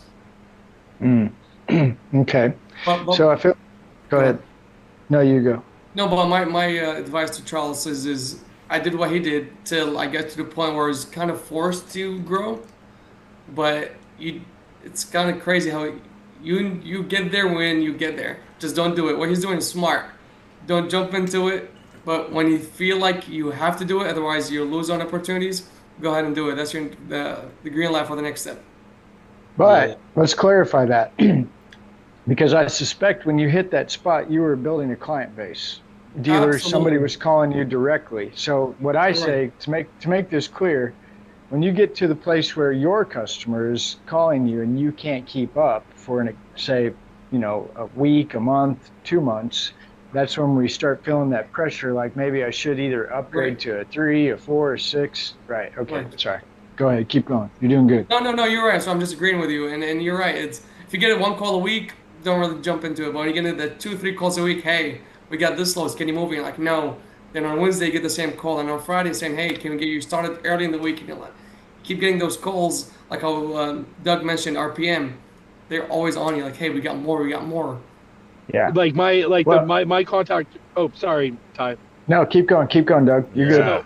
So like my contact with RPM, since I'm out of York, Lancaster, I'm only 4 or 5 minutes away from Twin Oaks. So he'll call me. He's like, hey, we've got three cars that just hit the board. They need to go to Apple Ford or Apple Ford has 2 locations within 20 minutes of where my truck is parked. So I'll go grab the 3 vehicles. He makes it worth my while, and they're all going to one spot. So it's like a quick, and like you said, like I made the mistake. I bought a 2-car. Then I should have, I made the mistake. I jumped in too quick, and I'm still paying for it. I'm slowly catching up. But I jumped to a 3-car, and ever since I jumped to a 3-car, I am getting those calls. Hey, can you do a 3-pack? Hey, can you do a 2-pack? Right. And I can move a lot more vehicles But the one thing I'm noticing with bigger vehicles, you become a bigger target for best friends Department of Transportation. Correct. Like a month ago, Ty, Jay, I shared the picture of the 3 trucks, of the 3 full size out of Mannheim. Yeah. So I was actually pulled over for an inspection, and the officer, first thing, do you have your CDL? What's your weight rating? Like, he literally went full honcho, opened the door. Like, I felt like I was going to be like, calling my wife. I'm like, hey, come get me. I'm in handcuffs. Whoa. The way he was treating me. But what I'm trying to say is you got to move in quickly. I made the mistake of going in too quick. So like, Charles, what you're doing, you sound like you're brilliant. I wish I would have done your route, what you're doing, instead of I just went heads in. So I'm getting there, but it's going to be well. Not to cut you off, but I felt like I jumped in too quick, to be honest. And that's what you said it. That's what I was going to say, because I'm glad I started watching the show, because that's when I heard Ty say that if you don't have 12 months of saved up, like, don't even get started. Like, I mean, it's something that you don't want to hear, but it's what you need to hear. So I felt like I jumped in too quick. And when I started really like getting into the show, prior to that, I was about to buy another truck, a different setup, a bigger setup, because I do have my CDL as well, but I'm glad I didn't. So safe to say that ATI saved me from, a heap of trouble. Wow. That's awesome. Whoa. Ding. That is awesome. Love that. Okay, now I'm going to shift just a little bit. It's that powerful, Charles. Thank you. Shift just a little bit. Who uses what to manage their loads? What do you call that? That's what I was going to ask. TMS, mobile app technology. What do you guys? Yeah. Super dispatch. Super dispatch. Yeah, super dispatch. 100%. Super dispatch, man. Everything started to come together. Organizes. It works perfect. Like it's like the best app in the car industry, Mark. Yeah, I agree 100% down. I just want to ask this: are you using the mobile app and the TMS, or just the mobile app? For me, I'm just using the mobile app. Just the mobile app. Yeah. What about there's something with the BOL, where you can put your company logo? I just found that, I think Candy taught me this. There's something with the app that you can use to basically market brand by putting your company. Am I saying this right, Jay? Yeah, it's still the same thing. It's still a mobile app side. Like I did it. Candy was talking about it when we did the mastermind, and from there I put my logo on the mobile app as well. For branding too. You do that too? Yeah. I do that. So basically what I did, I took my company logo, which is on my truck you saw in the picture, I put it in the profile, and I don't know how Super does it, I guess because they're Super and they know what they're doing.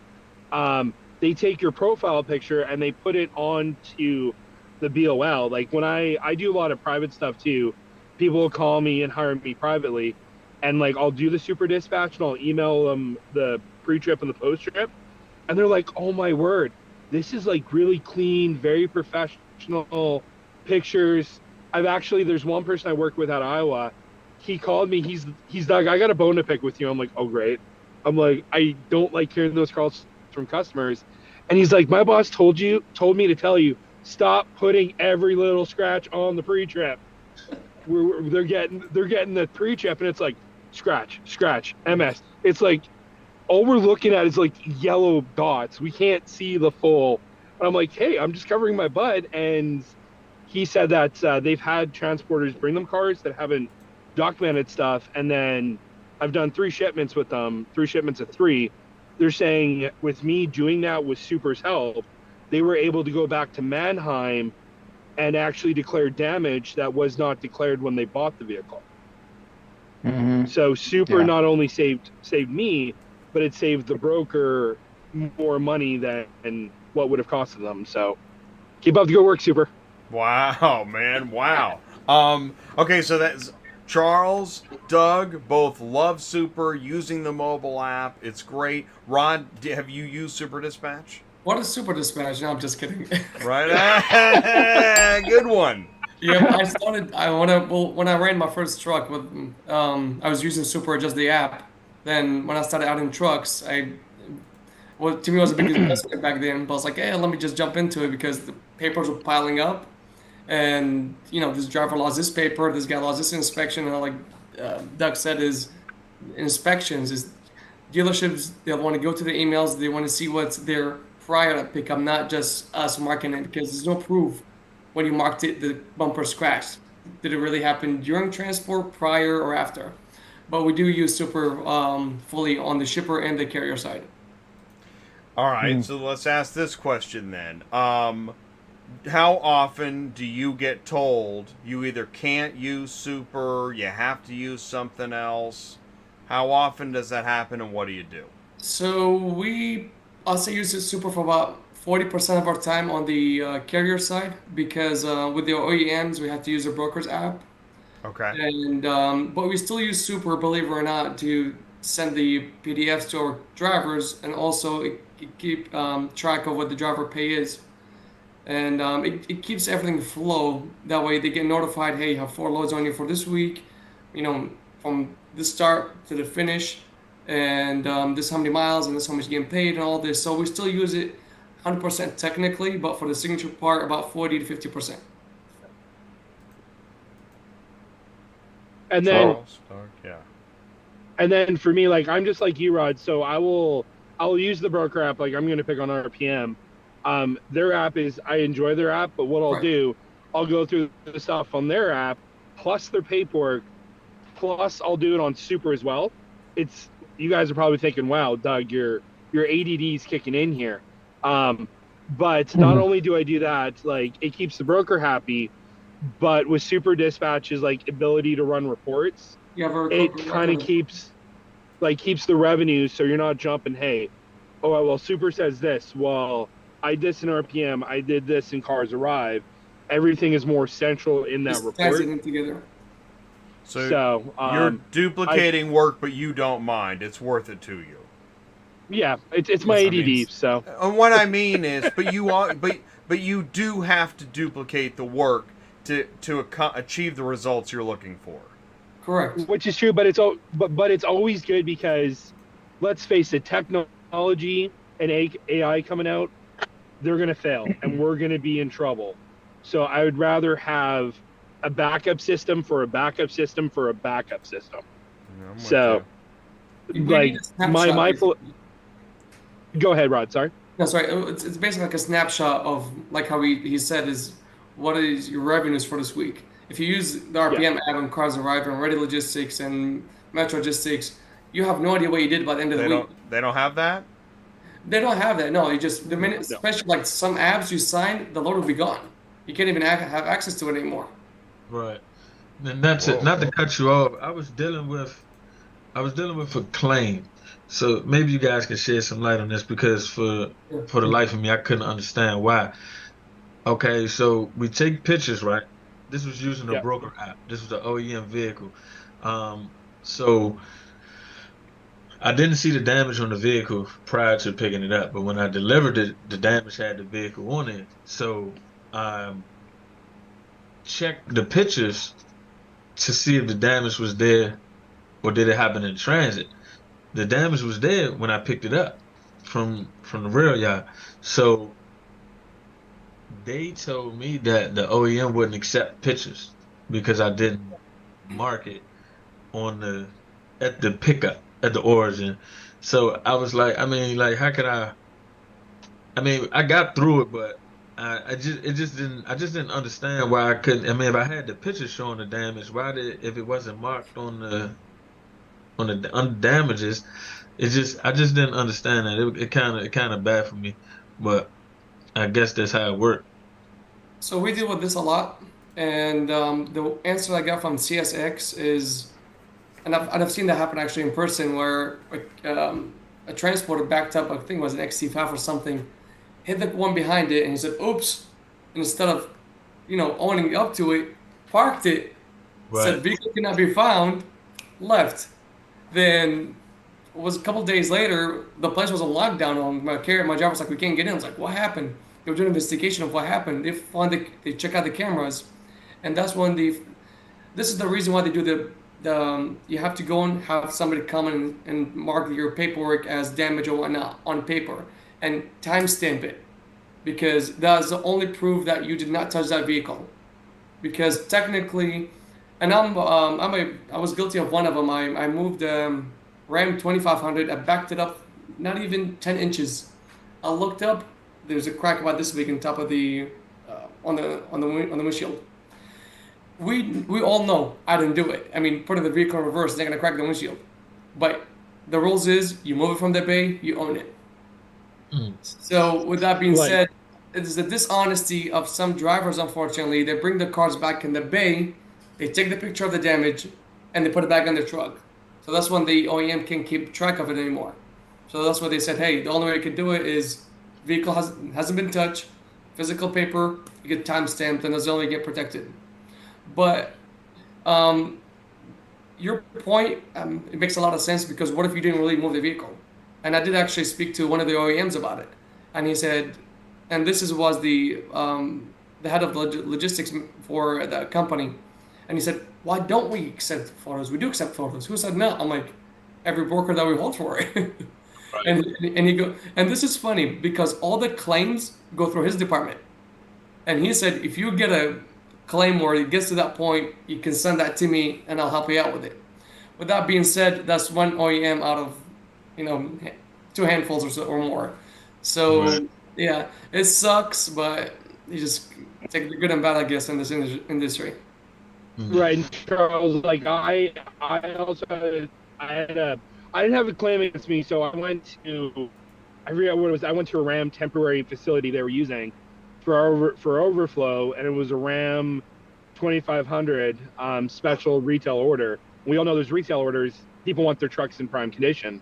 I remember it was a Laramie limited special edition the person bought, and I did the preliminaries, walked around. I went to open the door, and there was compound fingerprints all over the leather dash, like completely, like someone literally either, like, it was gross. So I went, obviously I called dispatcher, Vance told me to call RPM told me to get someone there. The problem that I ran into is that no one there wanted to sign off and take responsibility for it.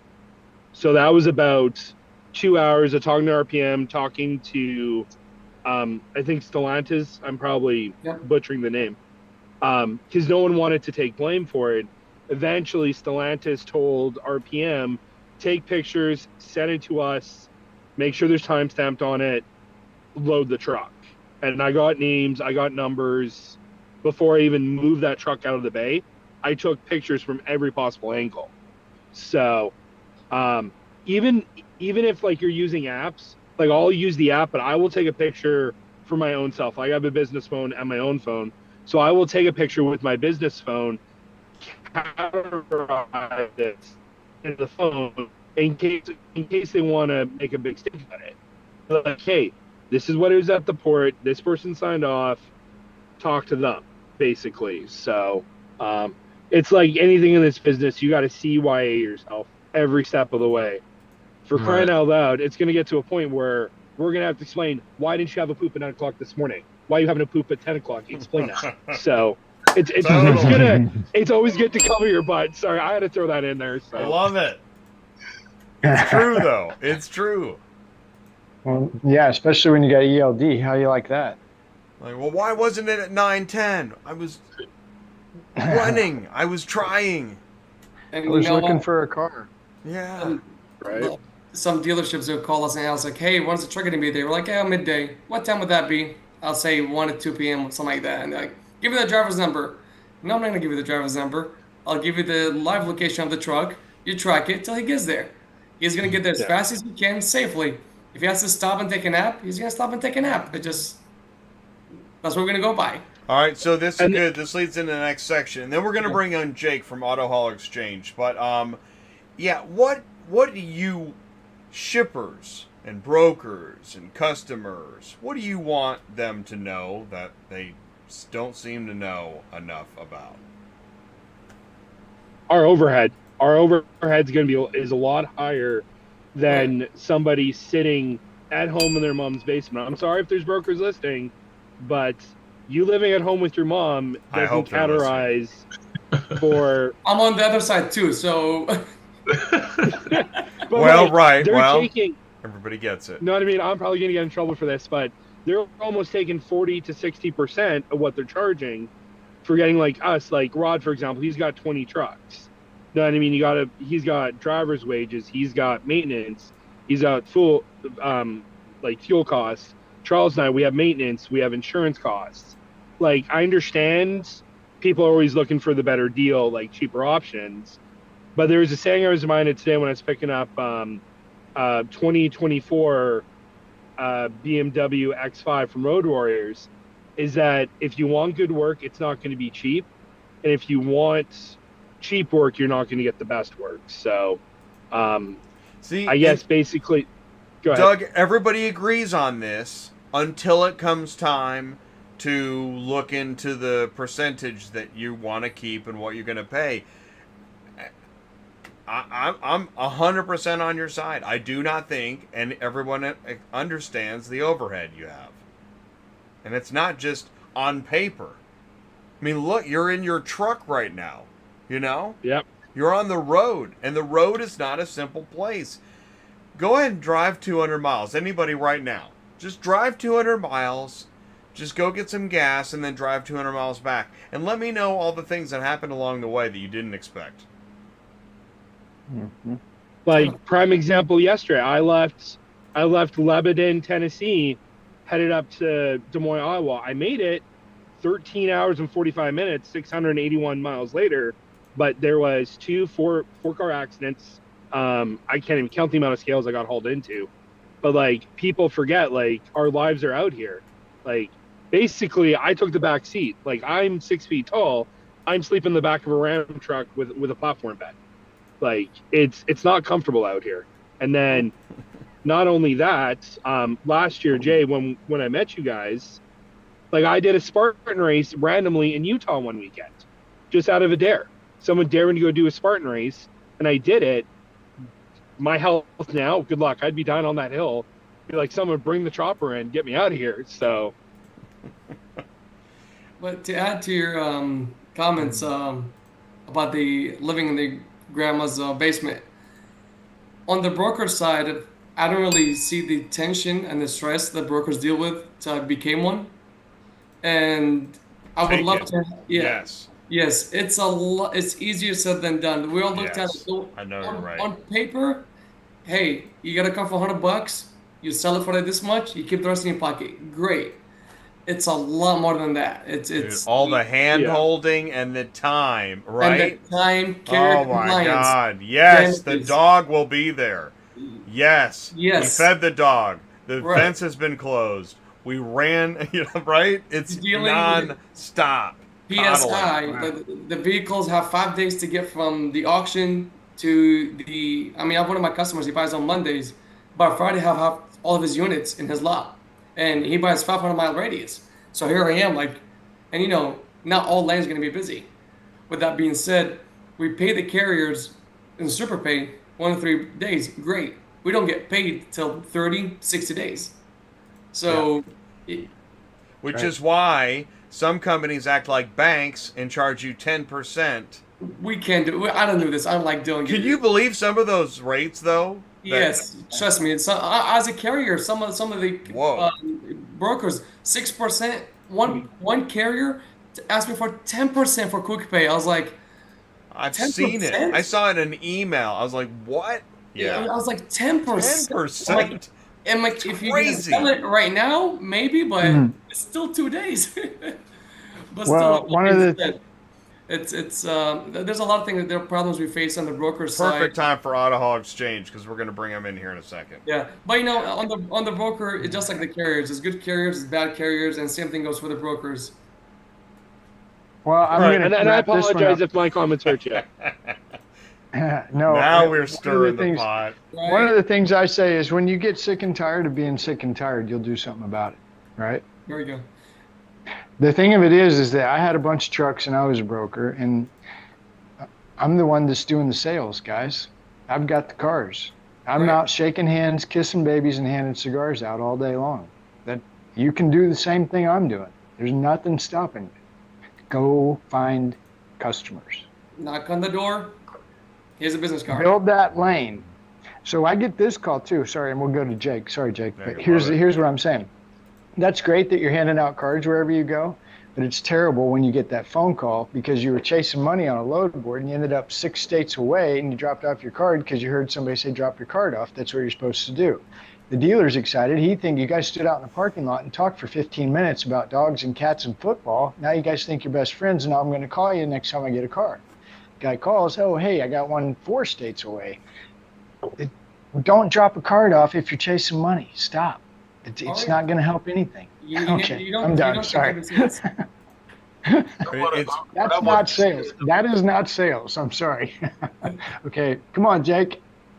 Yeah. Okay. After Charles. Charles, what are we gonna say? I want to hear. I was gonna say, the thing with the broker, with the overhead thing, just like Doug was saying, but at the same time too, is the carriers need to understand the cost of operations for their business because they're not making it no better by accepting the loads, and if they keep doing it, it's just making it worse for the bad carriers that actually know their numbers to operate their business. So that's one thing that I would. Well, and I asked this question. Well, so what we'll do is when we come back after Jake, we're going to talk about it's because it seems like people do see some of these carriers, this like lowballing crowd. Mm-hmm. We'll talk about that after.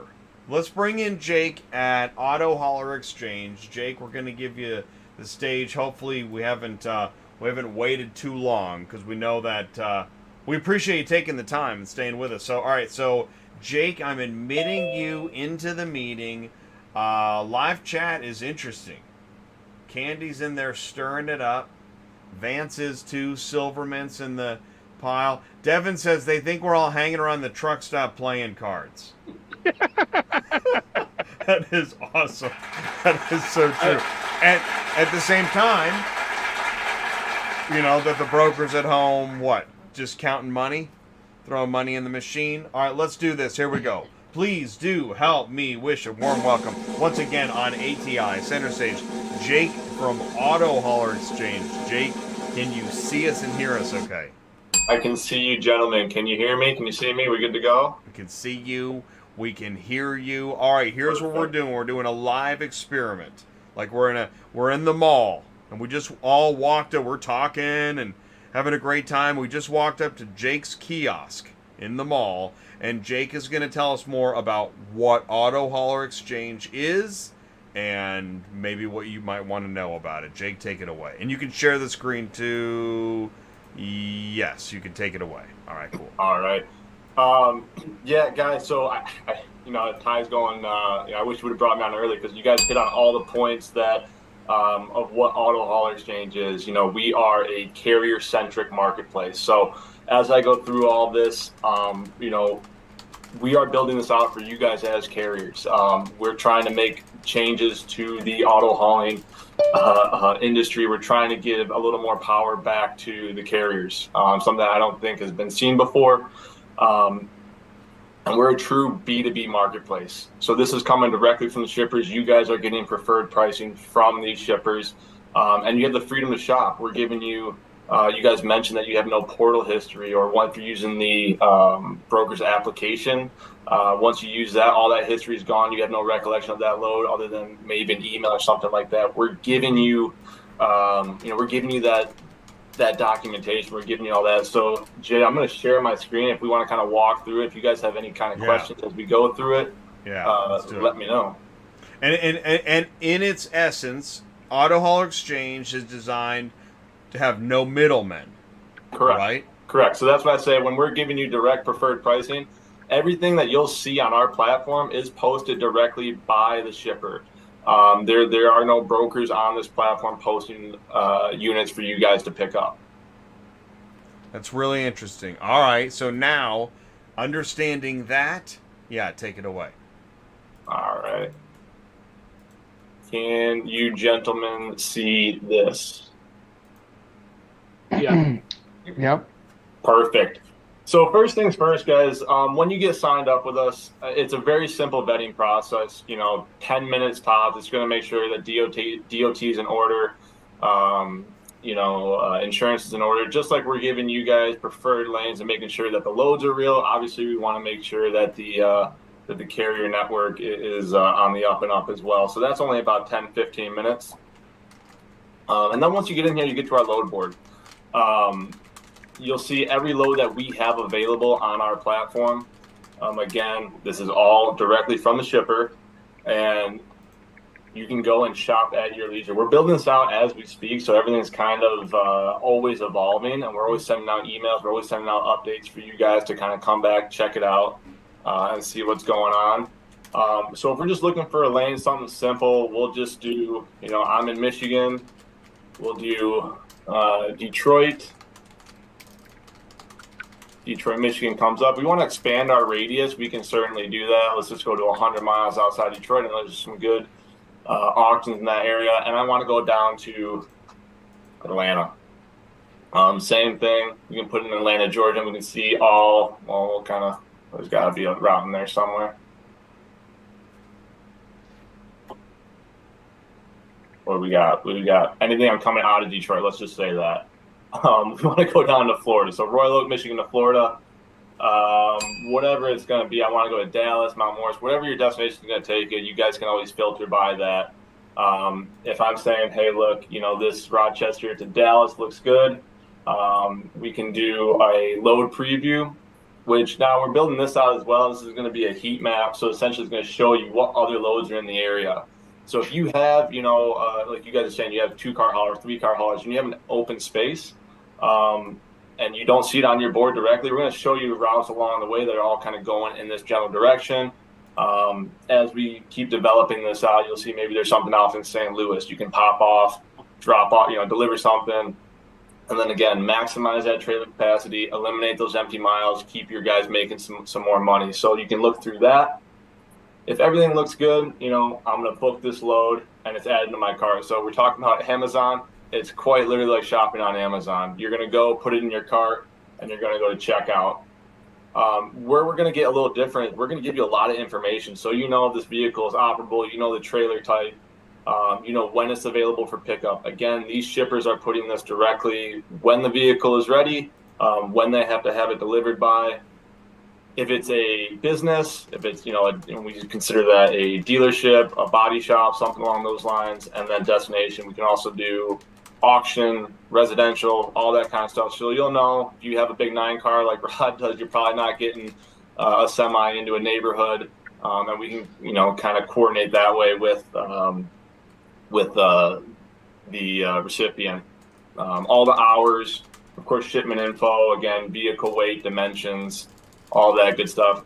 We'll actually handle the payment for the shipper. So we do offer ACH, and I know you guys are saying 10%, 7%.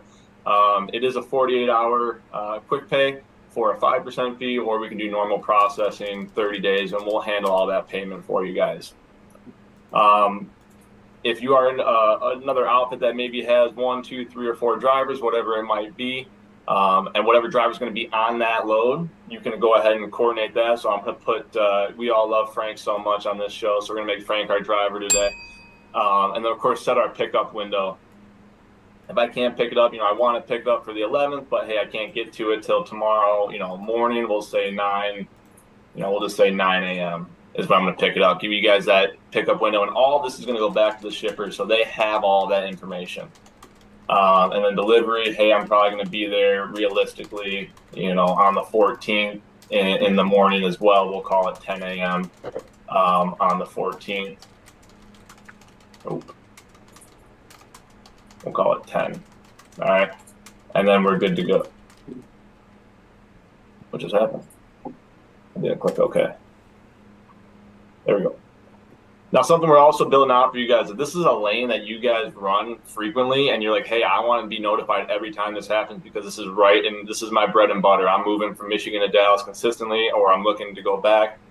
You can get notified within a similar load gets posted for that route within about a 50-mile radius. So if you guys opt for that, you'll say, hey, look, something's popped up. I can jump on the exchange. I can grab it just like that. If the price is right, I like everything that's going on.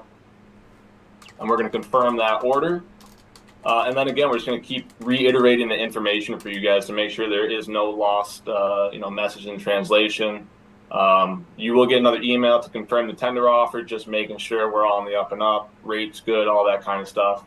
And then going back to what you guys talked about earlier, just not having that visibility kind of once, that vehicle's picked up and delivered, you're just kind of in the loop, or out of the loop, I should say. And you have your pickup notes. They want pictures, they want to call 2 hours ahead of time, whatever it might be. It gives you guys direct contact to that shipper to say, hey, look, I am 2 hours away. We still good for drop off? Is there anything else you need? Kind of, so you guys can build that relationship with that auction, with that dealership, whatever it might be. We want you guys to build those relationships and, talk to those guys, talk to those shippers. Of course, we are a technology platform, but I think it is important to reiterate that we want the technology to foster that communication, but there are real people behind the screens here that if you guys have questions, absolutely call us. We're always here for you guys 24/7. If you're in logistics, your phone doesn't stop ringing. And this is what I was talking about here, all your order history. So you can see everything that you've done, what that load ID is, if you need to go back and check an invoice. Eventually there will be a paid, unpaid status here. So you will know that when it got sent out, ACH, all that kind of good stuff. And kind of build that, build that book of business and kind of just show, hey, look, I keep doing that Michigan to Texas lane, and here's kind of the rates I've been getting. And the portal allows you to have that, that information. Again, we can also change drivers, manage drivers here. If unfortunately you lose a driver or you add a driver into your network, everything will be added in here. And just giving you, as a carrier, your own portal to stay a little more connected to your business. That's really my quick elevator pitch. Amazing. And there you go. Nice job. Thank you, Jake. And I just want to point out, we just threw Jake into the wolves, right? Live demo tank on ATI. Really good job. Good job, Jake. So here's what I want to ask. All right, so does anybody have any questions based on that presentation? Anybody have any questions? How about this? All right, then I'm gonna do this a different way. Where does, as far as load boards, marketplaces, how many different load boards and marketplaces are we using to find loads today?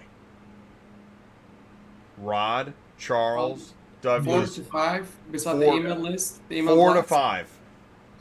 Yeah, I'd say what 4 was to that? 5. Yeah. What did you say, Rod? Yeah. 4 to 5 website portals like Central Dispatch Super and Autohaul Exchange and whatnot. And I don't know, 10 maybe even more email lists from each broker. Hey, this is the I freight. want to know about that email list. What do you do with that? Because I get some too. Still. So some brokers that instead of having their own posting on Central or other platforms, they send their freight list. Hey, we have loads from Toledo going to New Jersey, Toledo to Florida, Toledo to Georgia, and whatnot. And we'll have the ordering ID and usually the how many units and the rate. Usually, Okay. most of the it's usually a carrier/broker that has over 100 trucks or so. Okay. All right. So you said 4 or 5. I think Douglas said 4 or 5. Charles? 7. 7 plus email blasts? I will tell you, this would impress Sue. Apps I use. 7. So you say 7 Well, apps? yeah, don't forget Cars Arrive, Ready, Right. ACV, Backlot Cars, My gosh. Central Backlot's Dispatch. on Super Dispatch. ACI Transport. Current Away has an app too. Which one? Current Away. Current Away. Carried away for ACI Transport. Transport. For ACI. ACI. Oh, They're a ACI has their broker. own tech. I didn't even know that. Yeah, we Yeah. know Wow. ACI. Okay, Yeah. so this is good. Okay, so do you have any, would it be any trouble to add one more? No, What I do want to add to Never heard. that, So you do want to It's- add. It is free for all carriers. I probably should have led with that one. So there is no monthly subscription. There is no cost for you guys to sign up. There is that quick vetting in the beginning. Again, proper DOT, insurance, and you're in like Flynn. And that's really it. There's not much to it. All right, next question. Does it interest you that there are no middlemen, that you're working directly with the shipper? Oh, that's heaven. That's heaven. So. Yeah. I signed up the moment they was on a show not too long ago. I signed up the first time I heard about it. I check it daily. It's just I just haven't seen anything in the lane that I run, but I'm signed up. Yeah. It's big things are coming with Automotive Exchange. Yeah, my view on this, I think Automotive Exchange is really great for certain dealers. You know, they might not have as big as volume, and they can handle their own transport system through that Automotive Exchange. So that will serve as a platform for that dealer in a way. But certain dealers, like I have one of my dealers, I asked him like, hey, can you just import your VINs and your stuff when you purchase your vehicle? He said, no, I just send you the Excel sheet and you deal with it. I'm like, okay. So that's the old school way. But I think now with technology coming in a lot in the auto industry, I think this would be a great fit for a lot of dealers, especially the ones that buy from certain areas every Tuesday, every Wednesday. And I think a lot of the dealers, that we've had, we've started in that kind of crawl, walk, run phase with a lot of these guys. And what's happened is they've seen the benefit. Now they've expanded through their automotive group. We started with one store, and now they understand that, hey, if they're buying from a particular lane and we're building that lane density with carriers are seeing it, they're going on, and they're kind of plucking them off as soon as that comes up. But I do agree with you. I mean, the new way, technology's taken over the world. We're talking about AI left, right, and center at some of these conferences, and not that this is AI driven by any means, but technology is the new way of the world, and we're here to put a little wrench in the system, I think. Well, and that's a good point, Jacob. Like, I'm in university right now studying logistics, and I'm in a course right now we're studying technology, and it just seems like every day there's a new advancement, and now with cars now going in with all this new stuff, and like I'm now learning about trackers for my business. Like I shipped a car for somebody, like hired me to go from, it was that Idaho run, Jay. They were wanting updates, and now I thought looking into trackers like that Mannheim uses, that I can put in the car myself, give them the link. So technology's ever changing. I don't think we're gonna. Would an air tag serve that purpose? What I'm learning, no. In cars, it doesn't, because it can mess. So, where like what Mannheim uses, what I'm learning in my research is that once it's plugged in, it will give an update constantly. You just got to give that link because it's tied to that vehicle. And it's like I think there's OBD. I think there's OBD2 products that'll do that too. Yeah. Yeah. like I've done it at Mannheim. Like you pull it out, the car, you can't find the car. You plug it back in, the car's there. Why did it move 500 miles in like a day and we didn't know it? So, but like maybe that's Jacob, maybe you guys can somehow link somehow like vehicle tracking. We do currently have something set up for that. It's through Macro Point. So when you set up, that's why we have that driver interface. So when you put in your driver information, as soon as that's checked out, a link for Macro Point will go to that driver's cell phone. It's a quick 30-second. I mean, majority of our drivers now that are on the platform have it. 30 seconds, as long as it's running, it's sending a ping back to the shipper. And then, of course, once you mark as picked up, marks load is in transit. As soon as you deliver, you just deliver out the load on the app, and that kicks back to the system. So now the shipper knows, and everyone's on the same page. So we're really trying to kind of eliminate that, constant communication of where you're at. Hey, let's let you guys focus on driving. Let's focus on you guys getting there safely. Let's focus on getting the product there safely. And now the shipper can go on and they just can see, kind of the breadcrumbs along the route. So that is already integrated to the AHX system. Awesome. Charles. Yeah, I wanted to know, do you guys have some kind of integration with like with a transport auto quota or something like that? or auto quoter? So I think if I'm understanding your question correctly, from the shipper side of how they're posting their units for pricing kind of thing, is that what you're asking? Right. Yeah, we're tapped into a few different quoting systems, and truthfully, at the end of the day, we tell them, hey, it's on you of what you want to price your vehicle at. If you're saying, we got to go to Michigan to Florida, and quotes roughly around $700, $800, but hey, I need it there. I need it picked up tomorrow, and I need it there in 3 days. Well, hey, money talks, right? So the market will tell you whether you're priced right or wrong, and you guys have the autonomy to say, hey, look, this doesn't work for me. I'm not going to do this low. You don't have to take it. We are building out a application where the shipper can go in and they can put in a range saying, hey, I'll list it at 700. The most I'll pay is 9. If you as a carrier goes in and says, hey, look, I really want this low, but I need it for 800. If you kind of counter bid at 800, you'll automatically get the lane. So you don't get it if you don't ask kind of thing, and that is currently being built out as we speak. Of course, we're going to keep making this better, keep creating, keep building as this goes along. But that is something that's at the top of our list right now for you guys.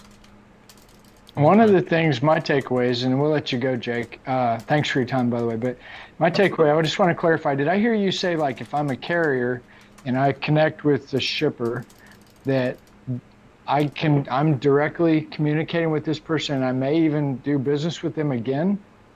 Is that you have the shipper's information? You're not telling me. I mean, because I remember flat out, they're big companies. They're like, if we find out that you're talking to these people and doing business outside of our little program here, we're going to come and destroy your life. I mean, like, they were not kidding about it. But it sounds like you guys are. Like, I mean, we got Frank, who's a big boy, but he's not going to come after you. Okay. It's not like that. We understand that. Hey, we're trying to put you guys in direct contact with shippers. That's the point of being a carrier-centric marketplace. If that relationship is good, there are benefits from the shippers as well. We'll handle paying the carriers on the behalf. So we are fostering a lot of benefits both ways, and it is just simple for the shipper to go on there and upload. If the carrier, if they have that relationship and they're saying, hey man, I'm about to have 5 units, I'm about to put them on the exchange, be on the lookout. We're not gonna stop you. We want you guys, we want to put a little more power back into the carrier's hands. We want, again, I'm going to keep saying carrier-centric marketplace, because that's what we are. Yeah, that's great. Well, Jake, thank you so much. And absolutely. I think we'll be seeing you again really soon, right? It, Jake. That was happy awesome. to be on, yeah, for sure. Thanks for the presentation and the answers. It was awesome. Happy to do it, guys. Thank you. Yeah. I think we're at that time, right, where, and what we'll do, Jake, is we'll put you in the waiting room so we can finish the focus group. So thank you, Jake. We'll see you soon. Thanks, guys. We're going to talk behind your back. All right, Jake. yeah. Oh, there he goes. Okay, good. Now that he's gone. So now that he's gone, all right, so now we're touring through the rest of the mall. All right, so first of all, I want to ask, is there any areas of topics that we didn't get to that you really wanted to make sure we talked about? Carriers, dispatchers, shippers, dealers, auctions. Rod. I might have one thing, and from dealing with the big brokers, what they're looking for is transparency, and dealers too, communication. If you had a blowout, call them. Hey, we're pushed back. If your truck broke down, it is what it is. I've heard where they get ghosted. They don't know where their units are at. They have no idea what to do. And like 48 hours later, the car shows up. Oh yeah, I had a breakdown. You could have just called. So things like this, it really hurts the industry. And why is that so common? I don't understand. I don't know. And that's what I was going to say to Doug as well. From a broker, when we vet people, it's we really got to figure out who is moving our stuff. And this is another reason is because we're in the dark as a broker side. The minute we get the notification the vehicle's picked up on Manheim, we have no control of it for 36 hours, or even more sometimes, till it shows up. So there's a lot of trust that we put in, and the dealers don't like to hear that, hey, ABC Logistics is being late. They don't care, because we give you cars, you deal with it. Well, my hands are tight. I don't care. Figure it out. Bye. So that's what sucks about being the middleman. Yeah, you get your next share of percentage, but you pay for it the hard way. Well, and 27 trucks sounds hard to manage, Rod. Well, we got a great team in the office. I bet you do. If I was by myself, I'll probably have to live in the office forever. Yeah. See, I didn't know that side, Rod. So like, absolutely, if my comments, no. And like it's like to a point, like maybe it's a program maybe Jay and Ty can work out. Where like maybe us carriers need to go sit with a broker for a day so we kind of understand what you guys go through. Absolutely. We're on one end screaming at you guys. Correct. You guys hang up. You got a picture, and I'm talking to Vance because I know he has a picture of me on his board, throwing darts at us. Be like, why isn't he getting the point? Like, listen, we're trying to talk the same ways. So, like I said, I apologize. So. Well, and I tell you, I really this is one of the reasons why I like to have everybody on. We have brokers on ATI, right? We have dispatchers, we have dealers, we have auctions.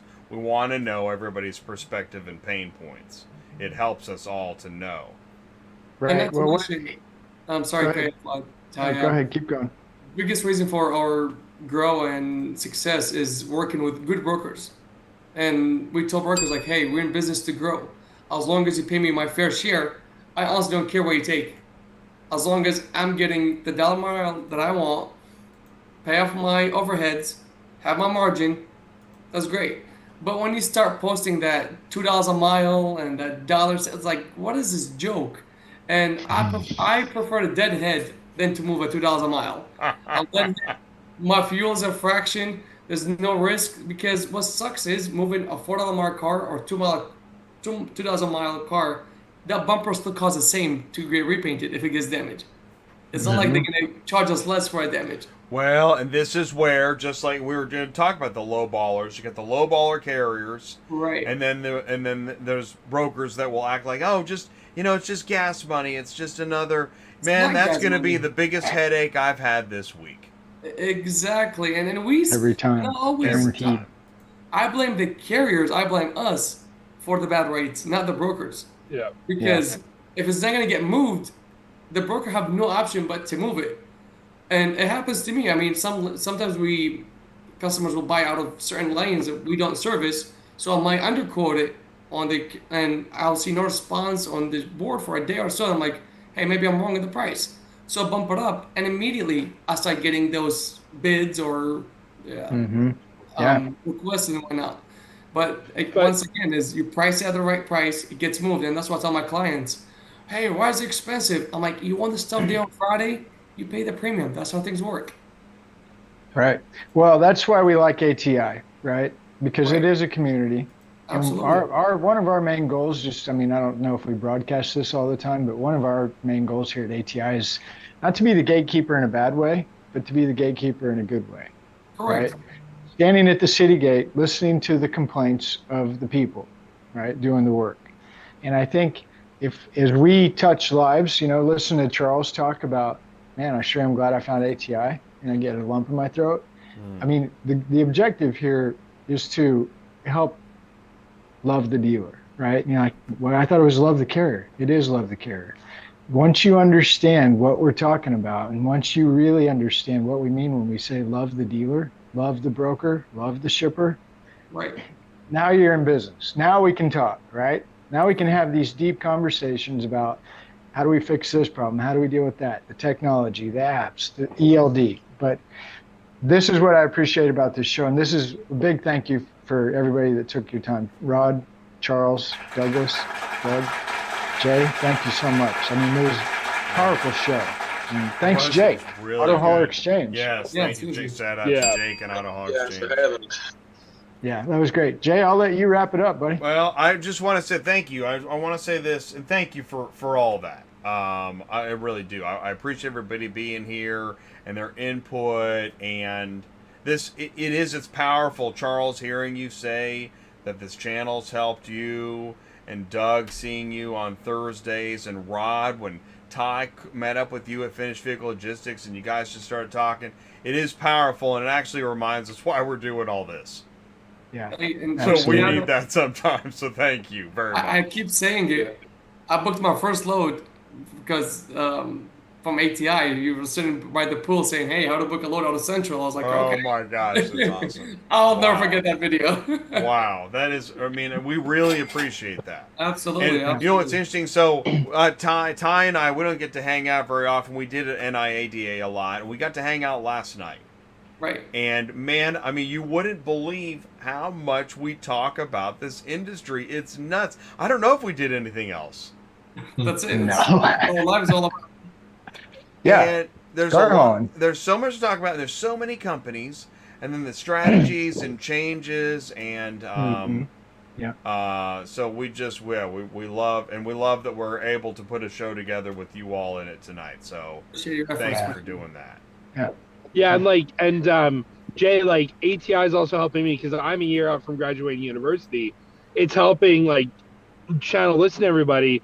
It's helping me getting a better understanding of this industry.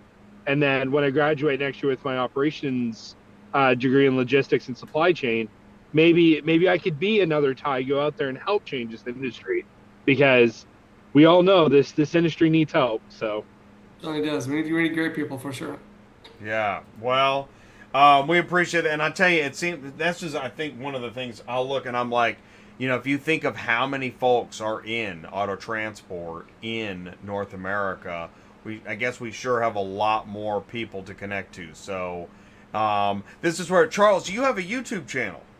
Yes, sir. I shared the link in the live chat earlier, and let us know if there's anything we can do to help or collaborate. And we're not talking for 5 seasons on Netflix, but if you have an idea, let us know. Yeah, I actually do. I'm glad you brought that up. I'll talk to you about it. I was thinking about it today. Great. Ty is always on the move. And what area you're in? Maryland? Yeah, Maryland. Yeah. And actually, this is where, because I want to tell you about running lanes too, but I know I'm going to let you go. But do you ever make it out to the Midwest? No. Yeah. No. Probably a smart move. I don't want you coming to the Midwest. If I find out you're coming to the Midwest, dude, first we're going to make a video, and then then we're going to put you in a headlock. Yeah. Exactly. Awesome. All right, but we'll figure it out. We'll do something over Zoom. Yeah, so let us know. And that goes for everybody. Guys. If you have an idea, if there's anything we can do to collaborate or help, please let us know. We love it. Well, let's pitch a TLC. Car carriers, life of a car carrier to TLC. There we go. That'd be funny. Hey, man, develop it. Pitch it. Let me know what we can do. Right on. Awesome. All right. Thanks, everybody. Thanks, everybody, so much. Really appreciate it. Thanks for taking the time. Awesome show. Peace out, everybody. Thank you. All right, we'll see you on Dispatching Live on Thursday. All right, cool. So don't forget to tune in for Dispatching Live on Thursday. We actually have a full week. We have live carrier advice tomorrow with Brian Riker, your DOT guy. We've got Thursday Dispatching Live with Sue, Murphy Auto Transport. We've got Friday. We have Cars on the Move, dealers, auctions, carriers, and as always, we've got a controversial and lively chat.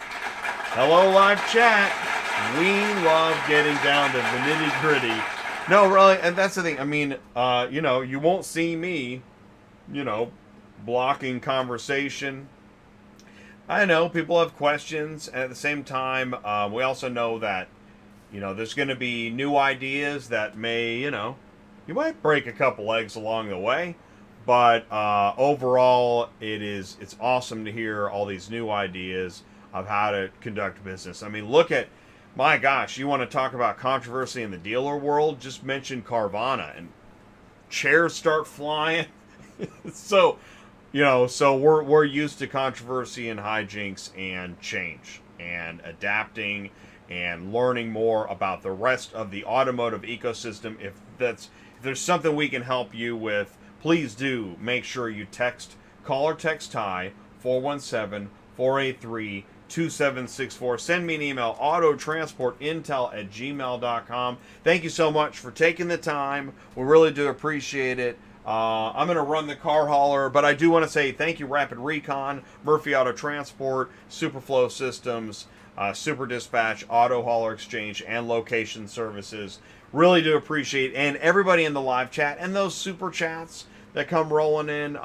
Mark at Superflow Systems, Ty, Candy. Thank you for the super chats and the contributions. All right, let's wrap it up, Jay. Here comes the car hauler. We'll see you tomorrow on Live Care Advice. The rest of the week, it's noon, Central Time, live.